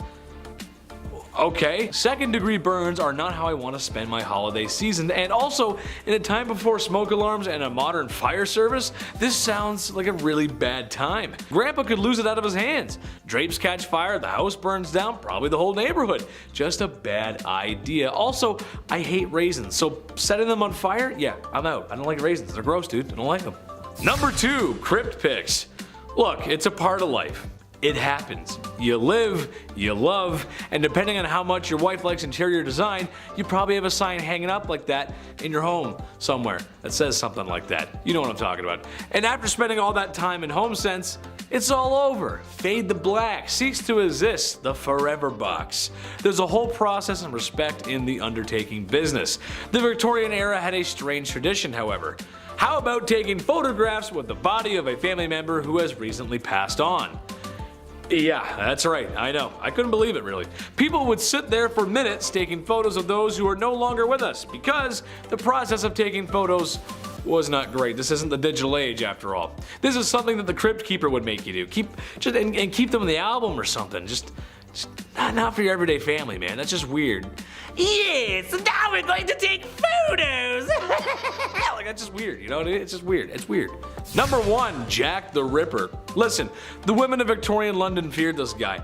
And how can you blame them? A terror that seemed to come from nowhere and could strike from anywhere. Humans unaliving other humans is nothing new, and it probably won't be old. It won't get old soon. This is what we do. It's kind of our thing. But this was the first modern serial unaliver. Jack the Ripper's identity has never been found. It's only been speculated, and some studies suggest that it has been revealed, but it's really hard to pinpoint something that happened that long ago. He was nasty and the crimes were awful. The photographs of the crime scene do not exactly follow today's media rules or decency, as it's really just horrible and it's just really messy and bloody and just gross. It's kind of hard to talk about this era without Jack the Ripper. Women should feel safe at night no matter what era it is. That's right, ladies, I'm on your side. Number 10, the cholera belt. This is just so silly to me. While the Victorian era seems like a long time ago, it's really only like 3 to 4 people ago. So yeah, your grandparents or maybe even your great-grandparents could have experienced a life like this. As we all know, disease was rampant back then, and thank God we're a little less gross now, am I right? Well, cholera was quite the tummy bug going around back then, causing upset stomach, indigestion, and the Oregon Trail's favorite, diarrhea. Ooh, no thanks. So the people of Victorian times came up with something that, well, wasn't only functional, but fashionable too. Very nice. The cholera belt was a piece of red fabric that was to be wrapped around the belly to keep you warm. That's because people thought having a cold belly caused cholera. Because yeah, that definitely gives you cholera. Yeah, for sure. Yeah. That's what does it. It's not. It's a sickness. It's a virus. Number 9. Scheele's Arsenic Green. For some reason, green was all the rage back in Victorian times. I'm not sure why. I'm personally not a fan of green, but except for the green screen. We love that. I know you guys can't see that, but I love the green screen. When I was a paint mixer, sometimes people would bring up the wildest colors for me to mix, and they weren't for art projects. They were for walls. So weird, but I digress. There was a common color back then called Scheele's Green. It was made in a lab by a spooky, scary Swedish guy named Scheele. Go figure. This color was used in everything: dresses, fabric, paint, you name it. The trouble is, it was a compound of copper and arsenic. Therefore, it was toxic and caused a lot of harm. It also had links to cancer. For example, when Napoleon was banished to St. Helena, the walls of the house he was staying in were painted with shades of Scheele. Eee, that's not good. Pretty sure he died of stomach cancer too, so there's a connection there. Number 8. Beetle dresses. Like I said, the green color was really in at the time, and there were other ways of achieving such a gorgeous glow besides using Scheele paint. Similar to how Cleopatra made her eyeliner, some dresses in Victorian times were made with pieces of beetle. Ugh. I'm sure there are some folks out there who probably don't mind that, but for the rest of us that don't care for Halloween or My Chemical Romance and Tales from the Crypt Keeper, hard pass. Basically any beetle or colorful bug that had wings, or I guess caprices, was worth keeping was prepared and sewn into fabric. The finished product doesn't look like it came from creepy crawlies. It actually looks kind of good, to be honest. Mind you, this is a time when a lot of things were still done by hand, so there's a little bit of love in each beetle you stitch. That's kind of nice. Mom helped out with that one. That was nice. Number 7. Wearing black for weeks. Losing a family member is tough. Life can get hard. In Victorian times, passing away was a big deal. There was usually a big funeral, flowers, tears, everything, the whole works. The crazy part is, you were expected to wear black, or mourning clothes as they were called, thought to be an outward expression of one's emotions and feelings. However, it's not like that one funeral of the distant uncle you had, where as soon as you got home you ripped off your suit and hopped on Call of Duty to see what your friends are doing. Oh, on the contrary, my ninja diffusing friends, because in Victorian times, your search and destroy matches would require you to wear those black mourning clothes for a long time. Sometimes even weeks and months on end. Queen Victoria wore hers for years after her husband passed, and it was odd to see her in anything but black. That's a weird story. That's crazy. Number 6. Aniline dye. In 1856, William Henry Perkin was trying to create an anti-malaria drug using aniline. After all, the British were spending an awful lot of time in foreign nations doing as the British do and needed a cure to keep doing what they do. Well, he did not find a cure for malaria, but he did discover it makes a very lovely dye that makes deep reds, purples, and black. You need that for the funerals. Naturally, this picked up a lot of steam and began to be used in everything from socks to shoe polish. Yeah, I know, right? Trouble is, once people got enough exposure to the clothing with aniline dye, their skin would go red, itchy, inflamed, and was known for causing really bad headaches. That's because it would absorb to their skin and poison their blood. That sounds pretty actually, I don't want that. Number 5. Harriet Boozewell. Christmas morning 1872 was a good morning for everyone waking up except Harriet Boozewell, who was found carved up like a Christmas goose. Oh god. The night before, she had attended a fancy Christmas ball, as you do back then, and she was seen leaving with a well-dressed, handsome man, a foreigner, most likely German, as witnesses report. She was found the next day with multiple lacerations, and yeah, it wasn't pretty. The police eventually followed a trail of evidence to a German man in South America, but because of the man's pleasant demeanor and solid alibi, he was dropped as a suspect, even though his maid claims of cleaning a bloody handkerchief that night of her passing. No one else was ever arrested for the crime, and that was the end of that one. Oh yeah, the bloody handkerchief. Yeah, that was my brother. I had nothing to do with that. Yeah, it was not me. Sorry. Number 4, Elizabeth Jackson. Surprise, surprise! Another mangled corpse was found in the River Thames. That's weird. This time, the lower half of a woman and legs. As the days went on, more and more parts were discovered, and after another bad glue and paste project, it was identified to be Elizabeth Jackson, a young woman who had left her home in shame of an unwedded pregnancy. Ooh, scandalous. Sadly, she ended up in River Thames, and no one is sure who did it at all. Some claim actually it was Jack the Ripper, and while it does make sense, experts don't all agree. Thus, it is another unsolved mystery. God, why is it happening so much back then? What the hell's going on? God. Number 3, Lizzie Borden. Lizzie Borden took an axe and gave her mother 40 whacks, and when she saw what she had done, she gave her father 41. That's a nice nurse. What a nice thing to say about a nice young lady. Maybe one of the most famous crimes ever, actually. In a nutshell, it looked like Lizzie had done it. It was a closed and shut case. It seemed like a pretty concrete open and shut case, but yet again, somehow, she got off free. She claimed that she was in the barn when it happened, and then she discovered the bodies. Now, most of the topics on this list are a whodunit, but I mean, for sure this one, we can't be so serious to not ignore the facts here, right? I mean, she was the only person there. Who could have done it? Oh, well, unsolved apparently. Oh god, alright, she didn't do it. Number 2, the West Ham vanishings. Just east of London between the years of 1882 and 1899, a few women disappeared and then were left in parks, or at least their bodies were. I don't know why that keeps happening. It's 1800s is weird. And while we don't know very much about Jack the Ripper, we know even less about these cases, as they've somewhat fallen into obscurity. Naturally, police thought it could be Jack the Ripper again, but it's also likely that it's not. I'm starting to think Victorian London isn't the safest place for a lady to be. I don't like this is going. That's all the information on that one. It was like, yeah, they died, we don't know who did it. Oh, okay. Alright. I'll put that in. Number 1, Carrie Brown. This one takes place in 1881 Manhattan. Carrie Brown was found deceased in a hotel room. A man named Amir Abi was arrested and spent 11 years in jail for the crime before being proven innocent and released. So what's so crazy about this whole thing? Well, given the same style, the running theory was that again, this was Jack the Ripper, even though this was New York and not London. So the question is really, who did Carrie in? And if it was Jack the Ripper, why is he in New York, and how many more did he really commit in London and New York? Man, that's scary, dude. I don't know. Number 10, no calling, no gifts. This is a time in history when men were told to be gentlemen and women told to be ladies. Naturally, that came with some weird social practices. For instance, women were discouraged from accepting gifts from men. Personally, I like to give my girlfriend flowers and chocolate. I'm a classic guy, what can I say? Can't go wrong with that.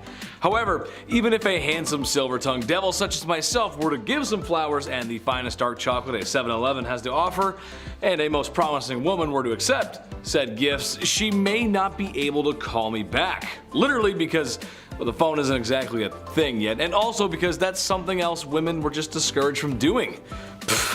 Call on a man? No way, Jose, even if he is super nice and waiting for a genuine response.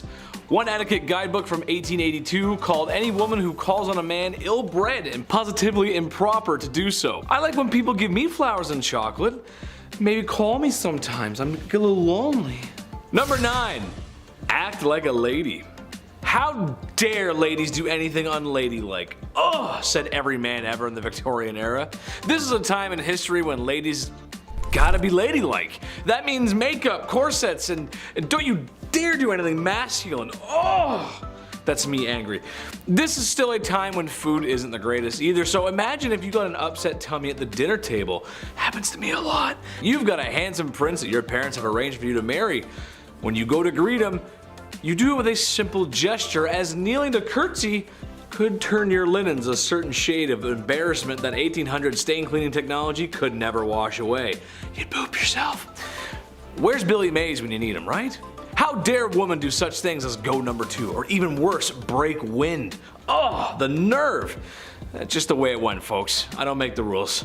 Number 8, charged with love. Naturally, this was the past, and not being open to homosexuality was just the way it was. Especially when tucking yourself into bed at night alone wasn't allowed either. Homosexuality just wasn't gonna happen. They just weren't gonna be approved of it. It's just how it goes. It sucks. However, it's almost as if there's been love on this earth since day one, and to stop that kind of love, it's just silly, man. Wherever I go, everyone is welcome on this channel or my Twitch. Chetty loves everyone, because in reality, this is a time period where you could wind up in jail for that kind of love. And as Austin Powers would say, that's just not very groovy, baby, yeah. Strangely enough, homosexual relationships between women might have been completely overlooked, as they were sometimes mistaken for women being friends. Yeah, I know. Some women even lived together, but given that they probably needed each other for financial support, people just kind of thought that's how it went, and they ignored it. It's like they live together, and like you start putting the pieces together, and it's like, you know, I don't know, something weird going on there.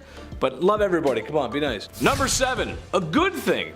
If I'm talking about medieval times, there's a good chance I'm gonna bring up the super not cool, not fun, do not condone or support the behavior of marrying a woman at the age of 12. Yucky. In part 1, I mentioned that there was a ton of corners and streets being worked by the only other job besides street cleaners at 3 a.m. by women. However, after venereal disease was becoming a serious issue, it was getting pretty bad. It was becoming clear that a lot of people who were getting sick were young women, like 11 to 16 age group.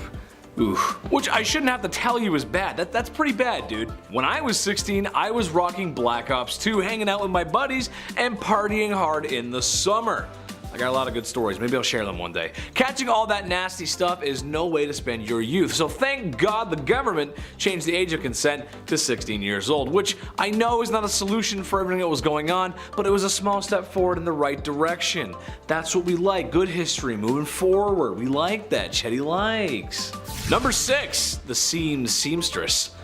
Being that the Industrial Revolution had started and business was booming, people needed to travel for business, or more specifically, men needed to travel for business, which means they gotta be away from their wives, and that means they're away from the very thing we're talking about today, bedroom stuff. How did men solve this issue? Well, there was no shortage of ladies roaming street corners to aid in that matter. However, there's an option with a little less syphilis. There were aids or early blow-up dolls called travel ladies. Strangely enough, it was stored in a gentleman's hat. What? That's so wrong. Once it was ready to be used, it was inflated and reassembled. This is a quote from an ad from one of the products. It is inflated to the essential part of the woman wanted by a man. That just doesn't sound very good. This is why we have boards of people to check stuff from products before it gets shipped out to the public. I feel like that just wouldn't fly very well today. Number 5. Gym day. Believe it or not, they were around 200 gyms all across Europe during Victorian times. Dudes were getting shredded. Why not? They're like, hey, we don't have dinner, but might as well just work out. These gyms weren't bright, they weren't open, they weren't well ventilated, motivating, safe, none of those things that you need today. No, Victorian gyms were reserved for the upper class. Yes, of course, grab your pocket watch and your blazer, Ezekiel. We're doing some bench pressing today, I guess. Yeah, grab your monocle, for sure, you're gonna need that. These machines also, they were not ideal to work out. They were designed as antiques first, rather than, you know, their fitness purpose and safety purpose also. Like, half these look like saw traps. There's no way I'm gonna be bending my arm around any of these Victorian devices. Even the machines today at the gym, I'm like, no way, no thank you. Weak gang, here we go. Number 4, beauty patches. Okay, we have to bring back beauty patches ASAP. Imagine like if a rapper had a beauty patch. Nelly had the Band-Aid, but we gotta have like beauty patches. We gotta like, you know, mix it up a bit, bring back the facial feature game. These patches came in all shapes and sizes, of course, in the Victorian era. Even in this portrait from 1755, Joshua Reynolds painted Charles, the 9th Lord Cathcart, rocking a large beauty patch. That looks amazing. He does look like Nelly, honestly. He has like that motivational, like rapper kind of like, you know, he's in charge, and you can tell from the beauty patch. It's like, that's a lord right there with that, one of those. Take it off, no lord. Put it back on, lord. The reason for these patches back then, and sometimes having more than one, is because they were commonly used to cover up smallpox scars. They were made out of silk, velvet, and they were applied with glue. So pick a spot and commit. It's gonna be there all day. These patches were dark black and they were meant to make your pale skin pop. Of course, pale skin back then made everyone faint. pale skin and long shoes. Everyone's losing their minds. The position of these patches could also determine your political allegiance. How funny is that? Historian Joseph Addison took note of these positions when he observed two parties from the 1800s. Now, one party had patches on the right side and the other had the opposite. It's pretty amazing. It's a pretty easy way to flip jerseys, right? The other team starts winning, you're like, you know what? Check it out. Now I'm on this side. Prove it. Number 3, chimney sweep. Terrible jobs. Here we go. I remember when I was younger, I had to sweep the chimney in the house, and I loved it. I thought it was cool. I thought it was like a little safety, like secret room. I don't know. It wasn't safe at all, actually. It was just a dirty room. Had a little broom too. I always loved using that little broom. Little tiny sweeps, one at a time. Little tiny bag to go along with it. So gentle. This was a terrible job to have in Victorian London, obviously. Chimney sweeps were famously young as well. I can't say anything else there, but these guys were young lads. History is horrible. Maybe that's why I was doing it, right? Because I could fit inside of the thing. That makes sense. 1840 was a good year, all things considered. A law was passed that made it illegal for anybody under the age of 21 to climb in and clean a chimney. I was 18 cleaning my chimney. I had no idea. I could have used this great law and got out of the whole chore. Shame. Number 2, Jack the Ripper. Unidentified to this day. Who is he? How did he get away with it? And also, when are we gonna see a Netflix documentary on this guy? We have everybody else in this multiverse of killers. Where's this guy? Gonna complete the image. Well, because we didn't find him. Jack the Ripper was active in the East London neighborhoods primarily, and sadly, he would target sex workers at the time. He famously took the lives of 5 women from August to November of 1888, and they were believed to have been connected to Jack the Ripper, although some sources claim that he was active until 1891. It's hard to tell who's who and who's doing what. Again, this is also so long ago. There's no cameras.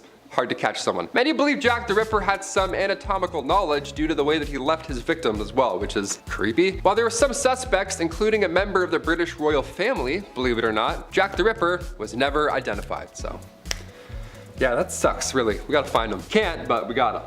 And finally, number 1, mudlarks. Yeah, we'll get dirty for this last one here. Why not? Victorian London around the 1840s, it was a bit of a mess. Everyone was sick, a lot of sore throats, to say the least. The jobs that were available, they sucked. They certainly didn't help you, survive. The jobs that were available had you catching rats and crawling into sewers. One of the worst jobs to have was that of a mudlark. Now, as the name hints towards, a mudlark involved getting in deep in the mud and muck that would build up alongside the Thames River. Yeah, that dirty river back then. They're like, yeah, just go through the lining of that. See what's in there. Ugh. This one was reserved, again, for the younger folk with, the patellas that still worked, digging in the mud, of course. Can't have an old guy in there. He's not gonna come back out. It was like working in quicksand. It was horrible. It was exhausting. Not to mention the chances of being whisked away by the river at any given moment. Yeah, it sucked. All for the slim chance of finding a pocket watch or some driftwood, rags, something, anything really worth your troubles. Well, I've been your host, Taylor McWaters. Thanks for watching this whole video. I know that's hard nowadays to watch an entire thing. I can't watch a movie or a video for the life of me, so thanks. That's great. Number 10, Boy Jones. What's more intimate than a stalker? Am I right, ladies? If there's one thing women have loved throughout history, it's having every second of their privacy being watched by some creepy man, right? No. I can only imagine it's been worse since the dawn of smartphones and social media. That must be horrible. Well, as it turns out, there were some real creepwads in the Victorian era too. The Boy Jones was a stalker of Queen Victoria who on multiple occasions snuck his way into Buckingham Palace, one time escaping with a pair of the Queen's underwear.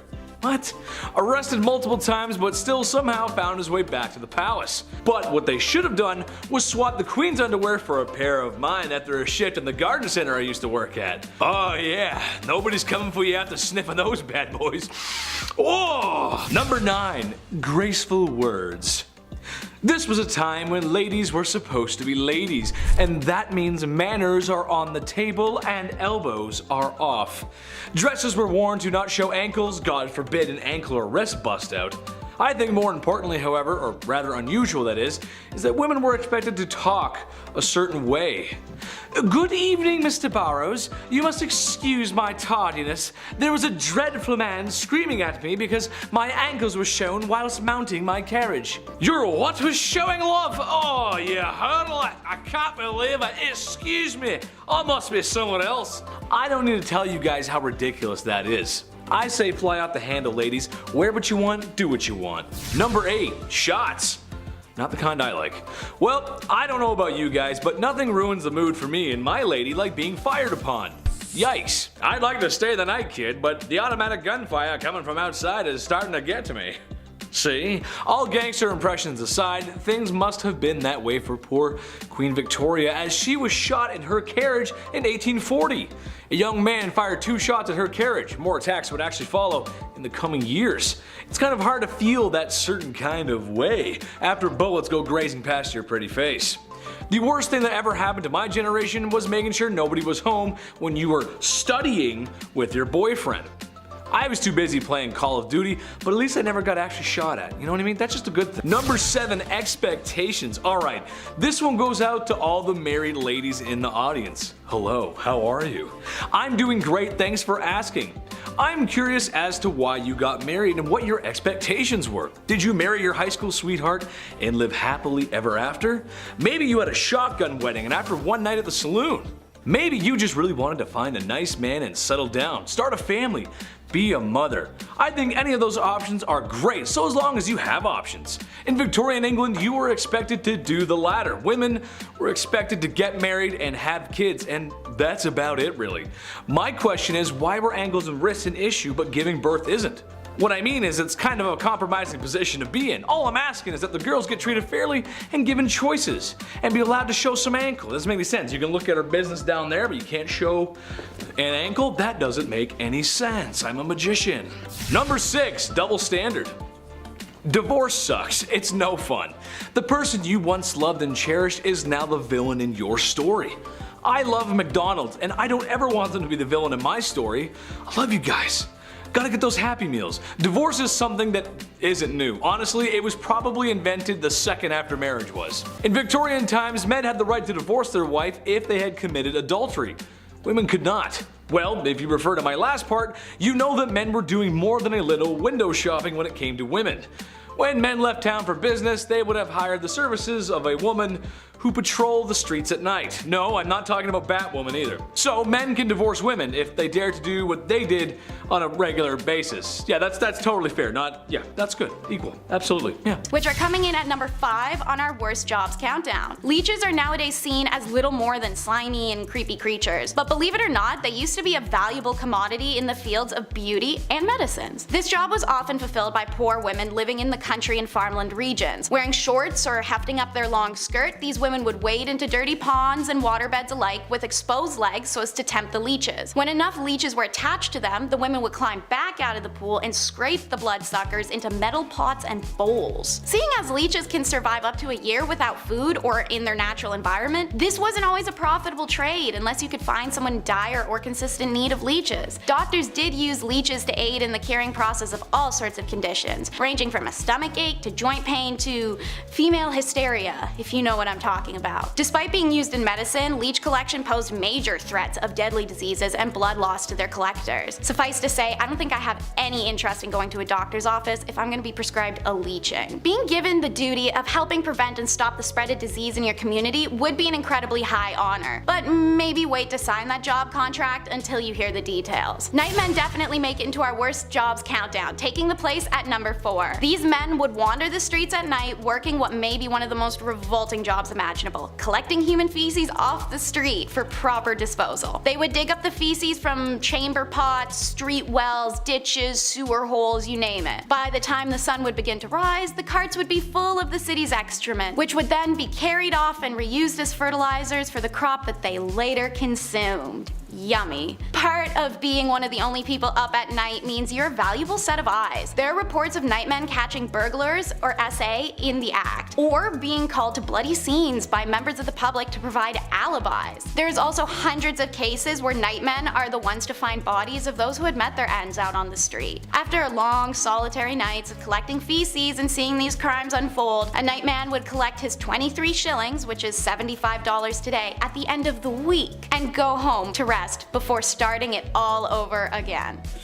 Since we're already discussing dung, let's get this next one out of the way because it somehow may genuinely be a little bit worse than the last. At number 3, this is the pure finders. Please do not be deceived by the name because this job is anything but pure. In the Victorian era, tanners, who are leather workers, would use dog dung in their practice. Referred to as pure for how it purified the leather and ensured its soft flexibility, dog dung became a hot commodity due to the Victorian demand for leather. Leather was being used for just about anything as it was the hottest trend of this era. It was also being used for things like tack for horses and the necessary creation of shoes and books. To meet demands, tanners needed more dog dung, and so pure finding became a career. These finders would go deep into the cities and their sewers, trying to find where stray dog packs amassed so they could score the biggest load. Whenever dung was found, it'd be retrieved and placed into a covered bucket that would later be sold to a tanner. To make it a little worse for you guys, only some collectors wore a glove to protect their dung handling hand. But others considered it harder to keep a glove clean than a hand, and they opted out of the protection altogether. Yeah, think about that one. I feel like if this next job didn't exist, then maybe we wouldn't have needed the cat meat sellers from our first point in the countdown. Considered one of the most disease-riddled jobs of the Victorian era, it's rat catchers coming in second on our list today. The government was smart. It knew its people were suffering and that many were starving and struggling to make ends meet. So they issued a statement willing to pay people to deal with the rat infestations. Every rat would earn people a little extra cash. If someone could catch more than 5,000 rats in a year, they'd earn special privileges. While 5,000 sounds like it would be a lot, it's essentially 13 per day, and it only takes 21 to 23 days for a rat to give birth to its litter. I think you can do the math. It's said that the government's encouragement of rat catching in this time was the stepping stones towards more plague and diseases to come, as desperate poverty-driven people made poor attempts to catch these rats and caught the illnesses from them. Others cheated the rules. Some people actually intentionally bred rat colonies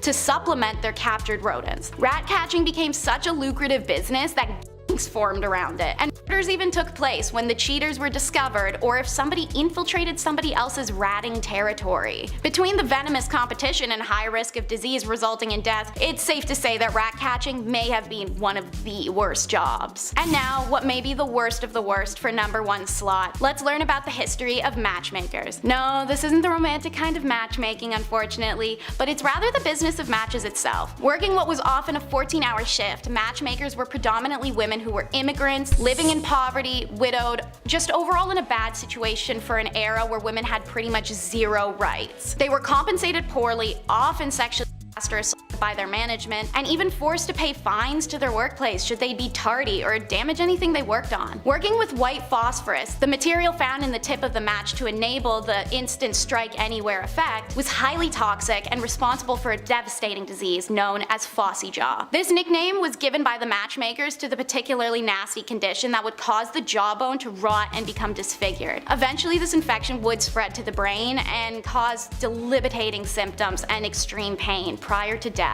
Should the jawbone be removed in time, some women were able to survive longer with the condition, but nothing was guaranteed once phossy jaw had set in. Famously, an article written by a matchstick girl named Annie Besant exposed the conditions of matchstick companies in London. Infuriated, the factory owners fired her and attempted to force signatures of their other staff, stating that they were happy with their working lives. Refusing to do so, by the end of the day, 1,400 women had gone out on strike. Their demands were eventually met, but only 20 years later. It wasn't until 1906 that white phosphorus was made illegal in the use of matchsticks in the UK. The matchstick girls were a revolutionary step towards the deliverance of women's right and autonomy, a journey that we're still on today. Number 10, it's just a cold sore. The Victorian era is cool. The art, the fashion, and technology of the time, I think, are always fun to take a look at, especially since steampunk has its roots in the Victorian era, and who doesn't like steampunk? Come on, there's just a lot of cool steampunk stuff, and honestly, we haven't seen a lot of that in a long time. We need more. We need more. Something not so cool from that era, however, was what you could catch from another person should you decide to take up a bed with another person.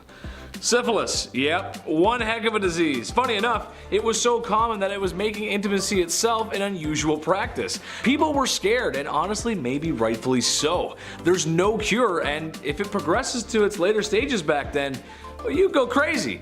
And then you'd end up being that guy that's always screaming in the streets. Every city has one. You know what I'm talking about. Number 9, the French letter. The issues of intimacy and its repercussions were becoming quite clear in the Victorian era. Something had to be done, as spending any amount of time in the brothels could have you shucking barnacles off your lower deck in the morning, if you know what I mean. Introducing the revolutionary new invention, prophylactics. For those that are college age, you might find it disturbing that these party favors weren't made of rubber or disposable. Yeah, hear me out. They were made of sheep's guts, and they had to be soaked first so they would become flexible. Because when you put these bad boys on, they had to be fastened on. It's not very good, not very attractive. Once the deed had been signed off on, the device was then washed and then hung up to dry like your dirty laundry.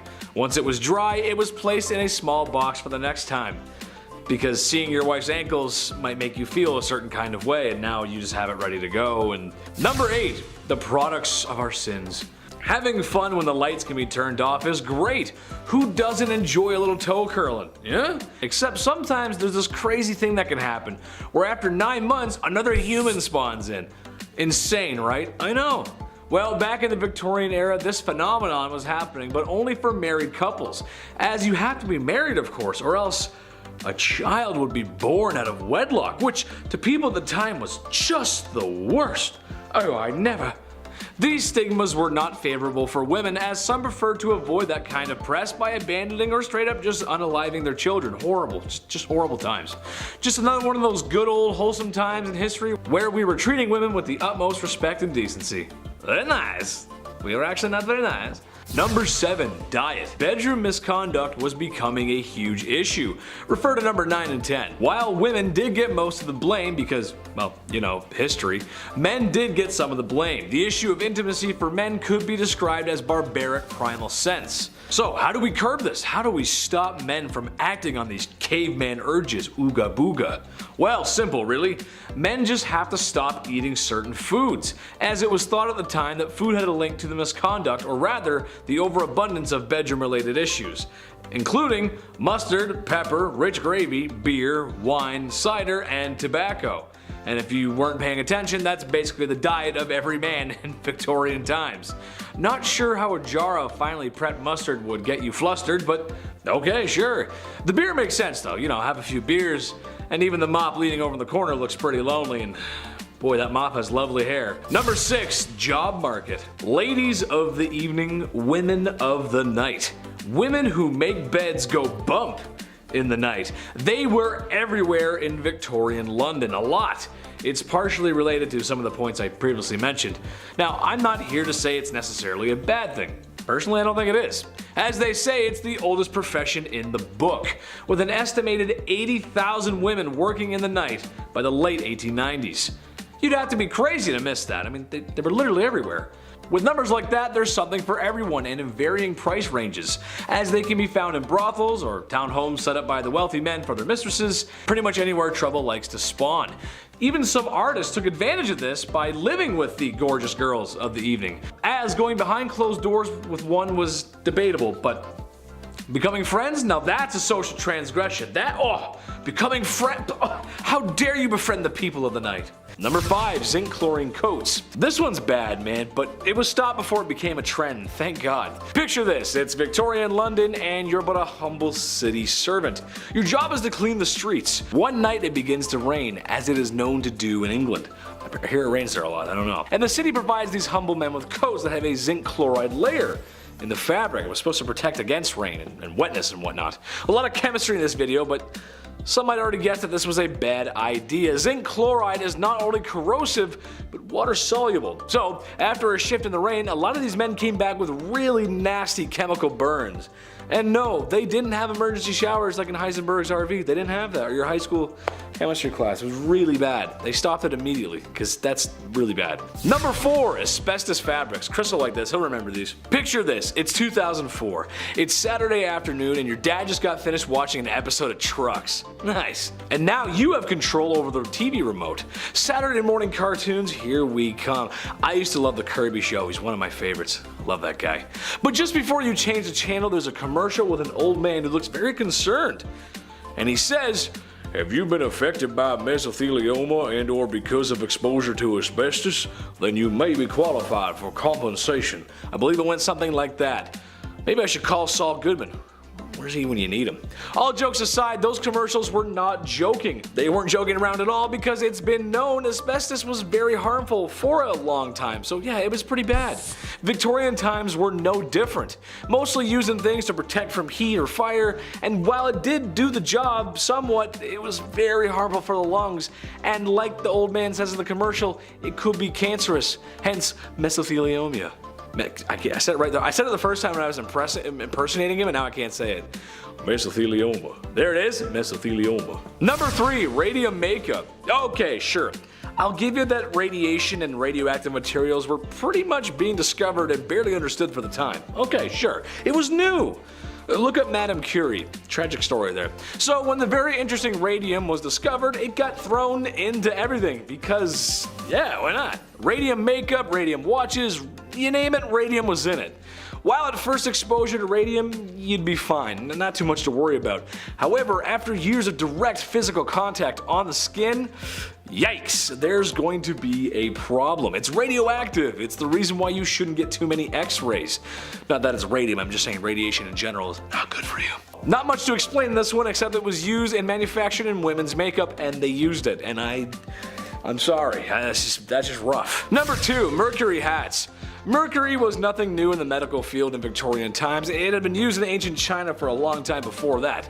And yes, it was poisonous. It was harmful to you. However, in Victorian times, some hats included mercury in their production process. Now, why is that so bad? Well, because mercury makes you go insane. Hence why they called it Mad Hatter's disease. I could not think of a worse name for a disease. Now, not that it's a fashion point, but this was also readily used for treating syphilis at the time. So something that's readily available for the public and health would wind up in closed production. It makes sense. If there's a lot of it, sure, it makes a lot of sense. But it makes people go crazy. Sorry, who's talking to me? What? No, I'm just kidding. Joke, funny. Number 1, cellulose nitrate. This one's crazy. As you can tell on this list, there's been a lot of clothes and fabrics mixed with some naughty chemicals.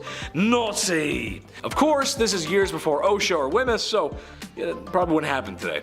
However, this one takes the cake. When cotton, or a cotton-like product, is introduced to nitric acid, it forms cellulose nitrate, which is also known as flash cotton. Not because it takes its shirt off at an edgy concert, but because I cannot stress this enough, how unstable and flammable it really is. Even the slightest heat source could set it off. There's even stories of people spontaneously combusting after being exposed to items made with such. The lights in the studio, they'd probably set it off. That's how sensitive it is. That's pretty crazy. More sensitive than your first day to prom, you know what I'm saying? Starting our list off at number 10, the first postage stamp. Nice. Who's the first guy who licked a stamp? Why'd he do it, right? We'll start off with stamp facts. Why not? I know there's a couple pen pals out there that still use snail mail. That's cool. This one's for you. May 1st, 1840, the world's first ever postage stamp was sold, of course, for 1 penny. Pretty cheap, nice, we love it. This sale changed history. Now on the stamp was of course a portrait of one Queen Victoria, world's first ever profile photo for a letter. Here we go, they're like, oh, who is this? Who's this little person here? Of course this caught on. Definitely caught on. More than 70 million letters were sent within the next year. And then that tripled only a few years later. And of course it thrived for 40 years. Do you still use letters? If so, write into us. Write some fan mail. Forget the comments. Write into us with a pen, with your autograph too, where you live. Yeah, no one's doing that anymore. Number 9, Alexander Graham Bell. I have no idea how phones work. I know it's vibrations and signals and I have to do this occasionally to help it out, but scientifically, nothing. I can't wrap my brain around this technology. Still, I'm 28 years old and I have YouTube. Couldn't tell you. If I was sent back in time right now, I wouldn't beat Alexander Graham Bell. I would just watch him and wouldn't change history one bit. Guy's a wizard. On March 7th, 1876, Alexander Graham Bell received a patent on his invention, the telephone, and just 3 days later, he made it work, somehow. The world's first phone call was of course to his assistant, Thomas Watson. Now I'm from the generation that had T9 and I thought that was bad. I also didn't have that, one of these where you have to like go around and around a bunch of times. T9 was way worse than anything. You have to Morse code message all your friends. Ugh, we have it too easy today. Never forget about Alexander Graham Bell. Hit that thumbs up on your smartphone for Alexander Graham Bell. How does it work? Hello? Number 8. Queen Victoria's death. You may have heard the phrase, "the sun never sets on the British Empire." Sounds very Westeros, doesn't it? Sounds like the British Empire is in an alternate universe or something, I don't know. But this is meant in a literal sense. On January 22nd, 1901, the Victorian era came to a close, of course, after the death of Queen Victoria herself. She passed away at age 81, and Queen Victoria was succeeded by her oldest son, King Edward VII. Now, at this time, the British Empire literally took up more than 1/5 of all of Earth's land. So the sun actually did not set on the British Empire. It's a real phrase. It's not just a fun bit there. Number 7. Queen Victoria's 8th child.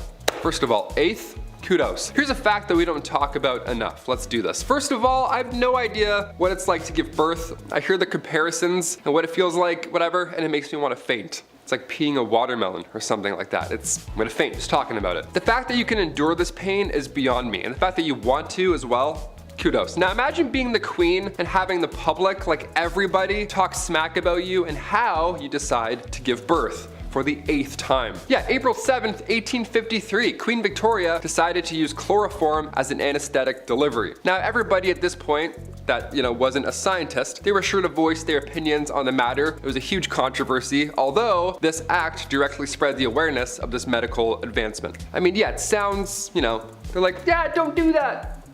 But can you do that? We don't really know. We're eating bread. Number 6, grave bells. Oh, this one gives me chills. Here we go. In the late 1700s, cholera, bacterial infections, and anything and everything was spreading. It was not an ideal time, wasn't very safe. Many were biting the bullet at this time, sadly, of course, being gravely ill. But with this came a dark trend, the safety coffin. Yeah.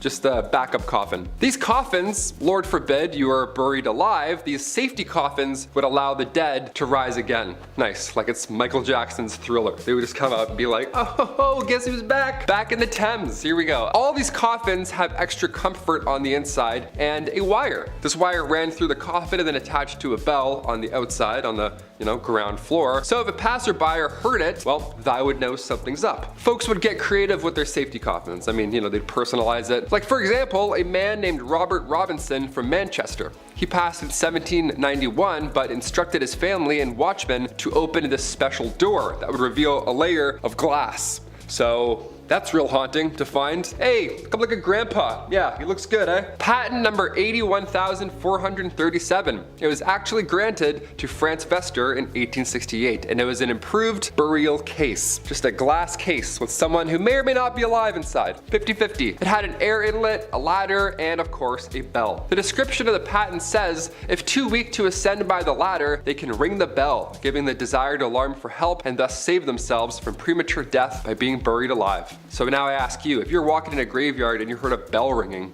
would you just start digging and be like, I think I heard something. I don't know, let's just disrupt this skeleton. At number 5, no divorce. Nowadays, divorce is quite common. All you have to do is sign a paper and you're done. But back in the Victorian era, before the Matrimonial Causes Act of 1857 allowed divorce, people had to find different ways of getting rid of their spouses. After all, just because there was no divorce doesn't mean that everyone was happy in their marriages. It turns out that in order to solve their problems and get rid of their spouse, people would just sell their wives, either in public or in private sales. Most of the time, a man would take his wife to the town square and just sell her off to a new man. According to some records, some women had the power to veto a sale, and sometimes it was for cash. Though I think the cheapest that a wife was ever sold for was a pint of beer. This wasn't necessarily bad for the woman, because if she was sold to someone else, things could sometimes work out and she could live a better life with a better spouse. And if she didn't, then she would just get sold again and get to try her luck with a new man. At number 4, food additives. These days, people are becoming more and more concerned with artificial additives in their food. All natural, organic, pesticide, and hormone-free food is becoming more and more popular, but back in the Victorian era, people were putting all kinds of additives in their noms, and a lot of it was really, really bad for you. Like, we're talking deadly. Chalk and alum were often added to bread dough to make it whiter, and sometimes pipe clay, plaster of Paris, or sawdust was added to the mix as well.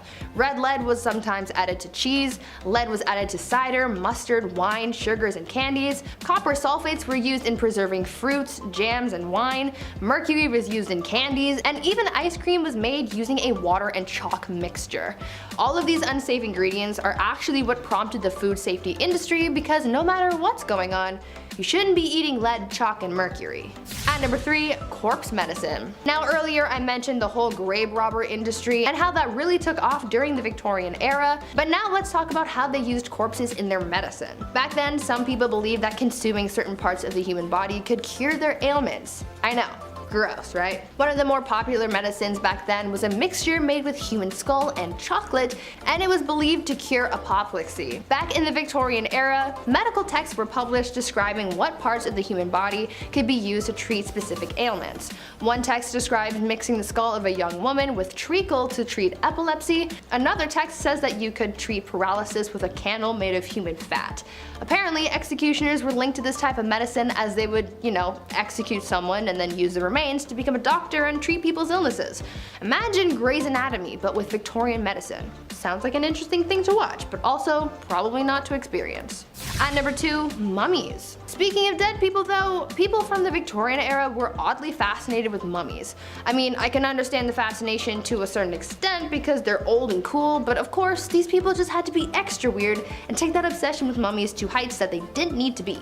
People used ground up mummies to make paint. Pieces of mummies were sold in jars, and they were even used in advertising. One candy shop put a mummy on display in the store, claiming that it was the daughter of a pharaoh who saved baby Moses. I mean, that's weird, right? I understand that this was all happening as archaeologists were starting to uncover lost treasures and secrets from Egypt, but I mean, a mummy in a candy shop? Seems a little much. And finally at number 1, baby farmers. Now for what I believe is probably the most disturbing thing from the Victorian era, baby farmers. Basically, this was an industry of women who would take unwanted babies and either take care of them, give them to new parents, or unfortunately have them disposed of. One famous case of the darker side of baby farmers comes from a woman named Amelia Dyer. She was known to have charged women a lot of money to take their babies off their hands, but unfortunately the children wouldn't survive Amelia's care. It is believed that Amelia was responsible for the passings of hundreds of babies, making her one of the biggest monsters of the Victorian era. Number 10 on the countdown is the cat's meat man or woman. We all know that the Egyptians worship cats, as many cultures do. But did you know that the cat overpopulation in the 1800s London area created a job called cat meat sellers? Always one of the most popular street sellers of the 1800s. If you think they sold cat meat, you're entirely wrong. Don't worry. These vendors were actually selling meat to cats themselves. Primarily horse, it was said that 26,000 horses that were maimed or past their workability were slaughtered a year for London's reportedly 300,000 street cats that were existing in the 1860s. When the cat's meat seller appeared, feline owners were encouraged by their cat's mewing to bestow upon their favorite pet a delectable treat for a mere half penny. You may be wondering how this could be one of the worst jobs to have. Well, pushing around a hot stinking cart of horse meat has its cons, such as disease and rot. Depending on where you sold, you could be making a fortune or you could be barely scraping by. The hungry and homeless would often follow, harass, and sometimes burglarize cat meat sellers for meat or money. Also, their stalking behavior did scare off clientele or drew more complaints from the commoners. Personally, I couldn't think of something cuter than a little trolley going around town delivering food to kittens. Prepare to go downhill, however, because this next job is a lot less lighthearted than cat meat delivery. At number 9 in our countdown is the resurrectionists. Money was tight for many, as I had mentioned, but how low are you willing to go as a person to get what you need? Well, if you're willing to dig up somebody's grandma, it could put hundreds in your coin purse. In the early 19th century, the only cadavers available to medical schools and anatomists were that of executed criminals. It was also mandatory for medical students to do an autopsy to graduate, and they had to source their own body. This demand for bodies was often unmet, resulting in medical schools and their students offering extreme amounts of money for the delivery of a fresh body. Thus, resurrectionists are born. Sneaking into cemeteries at night, they would prowl around for a fresh grave site and then dig up the recently deceased. However, bodies could only be sold if they were within a certain time period of freshness, and as grave robbing became more common, many family members of the recently deceased would take turns standing guard for nights in a row to ensure that the body lay undisturbed until it was considered unsalvageable for cash. In 1832, the Anatomy Act was imposed due to the actions of William Burke and William Hare, who are believed to have murdered 16 people between 1827 and 1828, just 1 year, all to sell to the University of Edinburgh. This act did give doctors and anatomists greater access to cadavers and allowed people to leave their bodies to medical science, overall helping end the resurrectionists era. While sourcing the dead may make for a fat paycheck, I think this is a profession nobody nobody should attempt to resurrect. Speaking of the dead, have you ever considered eating off their lap? Okay, well, not quite literally off their lap, but number 8 on the countdown is sin eaters. Sin eating is a job that really only affects you if you have a discomfort with death or religious/spiritual. It was believed that when someone religious was to die after a life led of sins, such as gluttony, lust, pride, or crimes and cruelty towards others, their family would sometimes feel that the only way to guarantee their loved ones access to heaven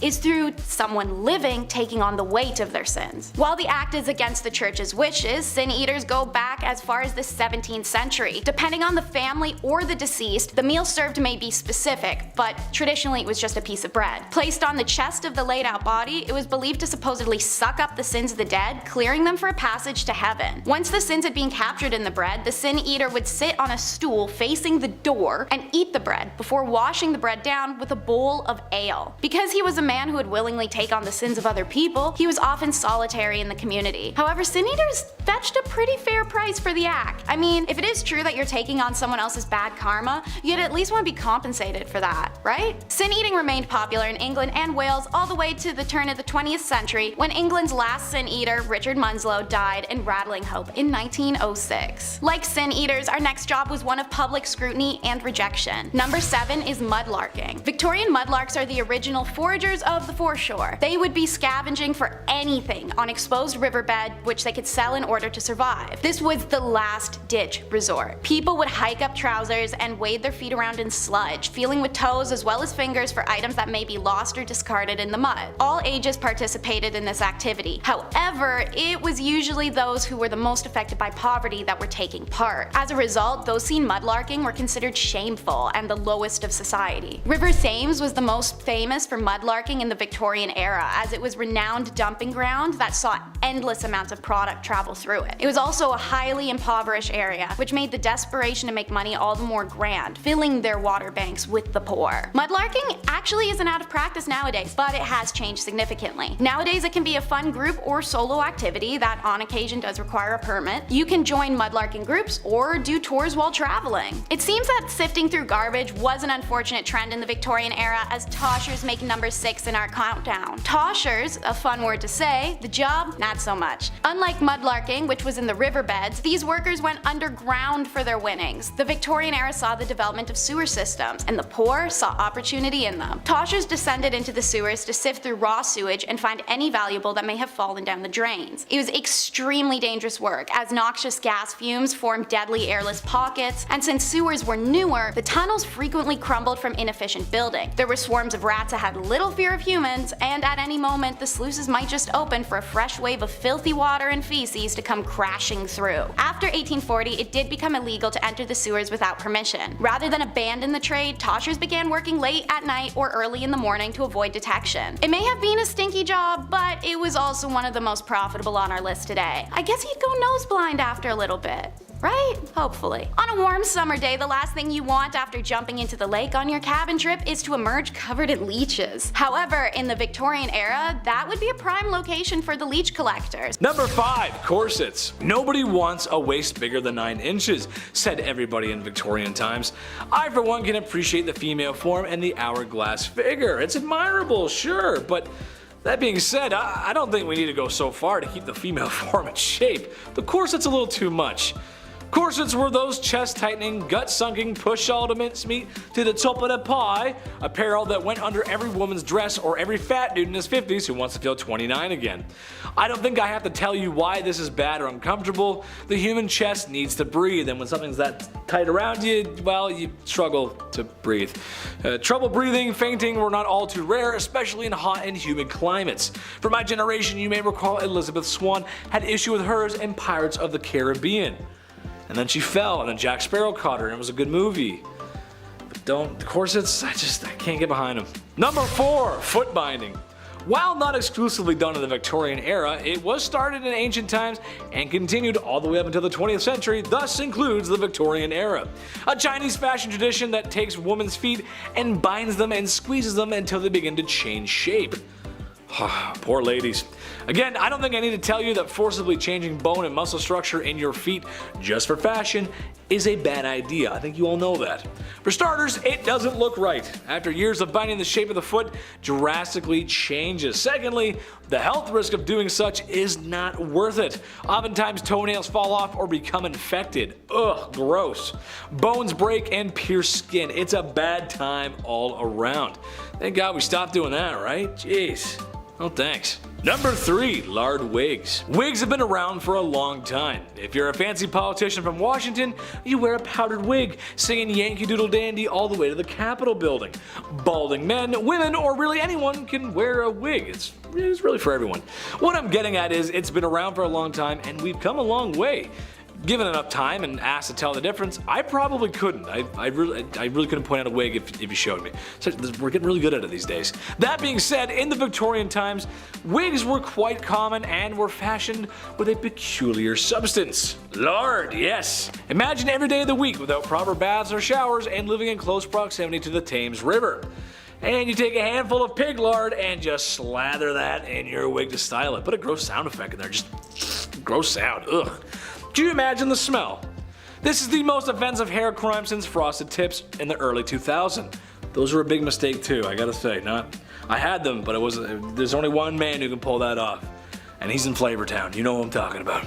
Number 2, German helmets. 1914 was the end of the Victorian era and the beginning of the modern era. It's actually a very fascinating time. It's kind of like modern meeting the past. Really cool. Well, fashion just doesn't mean civilian. Anyone who's ever spent time in the Marine Corps knows that they gotta look their best. Wow, Marines. The Empire of Germany was no different in 1914, and a lot of German soldiers wore helmets with an ornamental spike, like a Koopa from Super Mario. I know you guys have seen the movies, you've seen them. Except the main issue here wasn't an overweight Italian plumbers jumping on their heads, but the war and the enemy itself. World War I was fought in a lot of trenches, so it's kind of awkward when you can see a bunch of little spikes moving up and around the enemy's trench. It's also kind of dangerous to have an extra piece on your helmet, as you can get caught in weird places like barbed wire, and yes, if you're wondering, sometimes they were used in the absence of a good melee tool. Yeah, you'd be correct, sometimes they did. You gotta do what you gotta do. Oh, brutal. Number 1, French uniforms. More World War I, but it's still Victorian. It counts, I promise. While the spiked helmets were a very bad idea, they were shortly phased out. They learned their lesson. However, the French stood up and said, no, I have a worse idea. Also, shout out to France. You guys get a bad rap for the war, but it's really your war. You guys rocked it, man. You guys are the best. Love France. Anyway, the French uniforms were a little bit of a mistake. In a classic case of fashion over function, kind of the theme of this list, they wore very bright and blue-red uniforms. Now, I don't know if you've noticed, but bright blue doesn't exactly blend into an environment, thus it made French soldiers a very easy target. Everything's like gray, black, and brown, and you're just wearing bright blue and red pants? Yeah, you're not gonna make it far, Chief.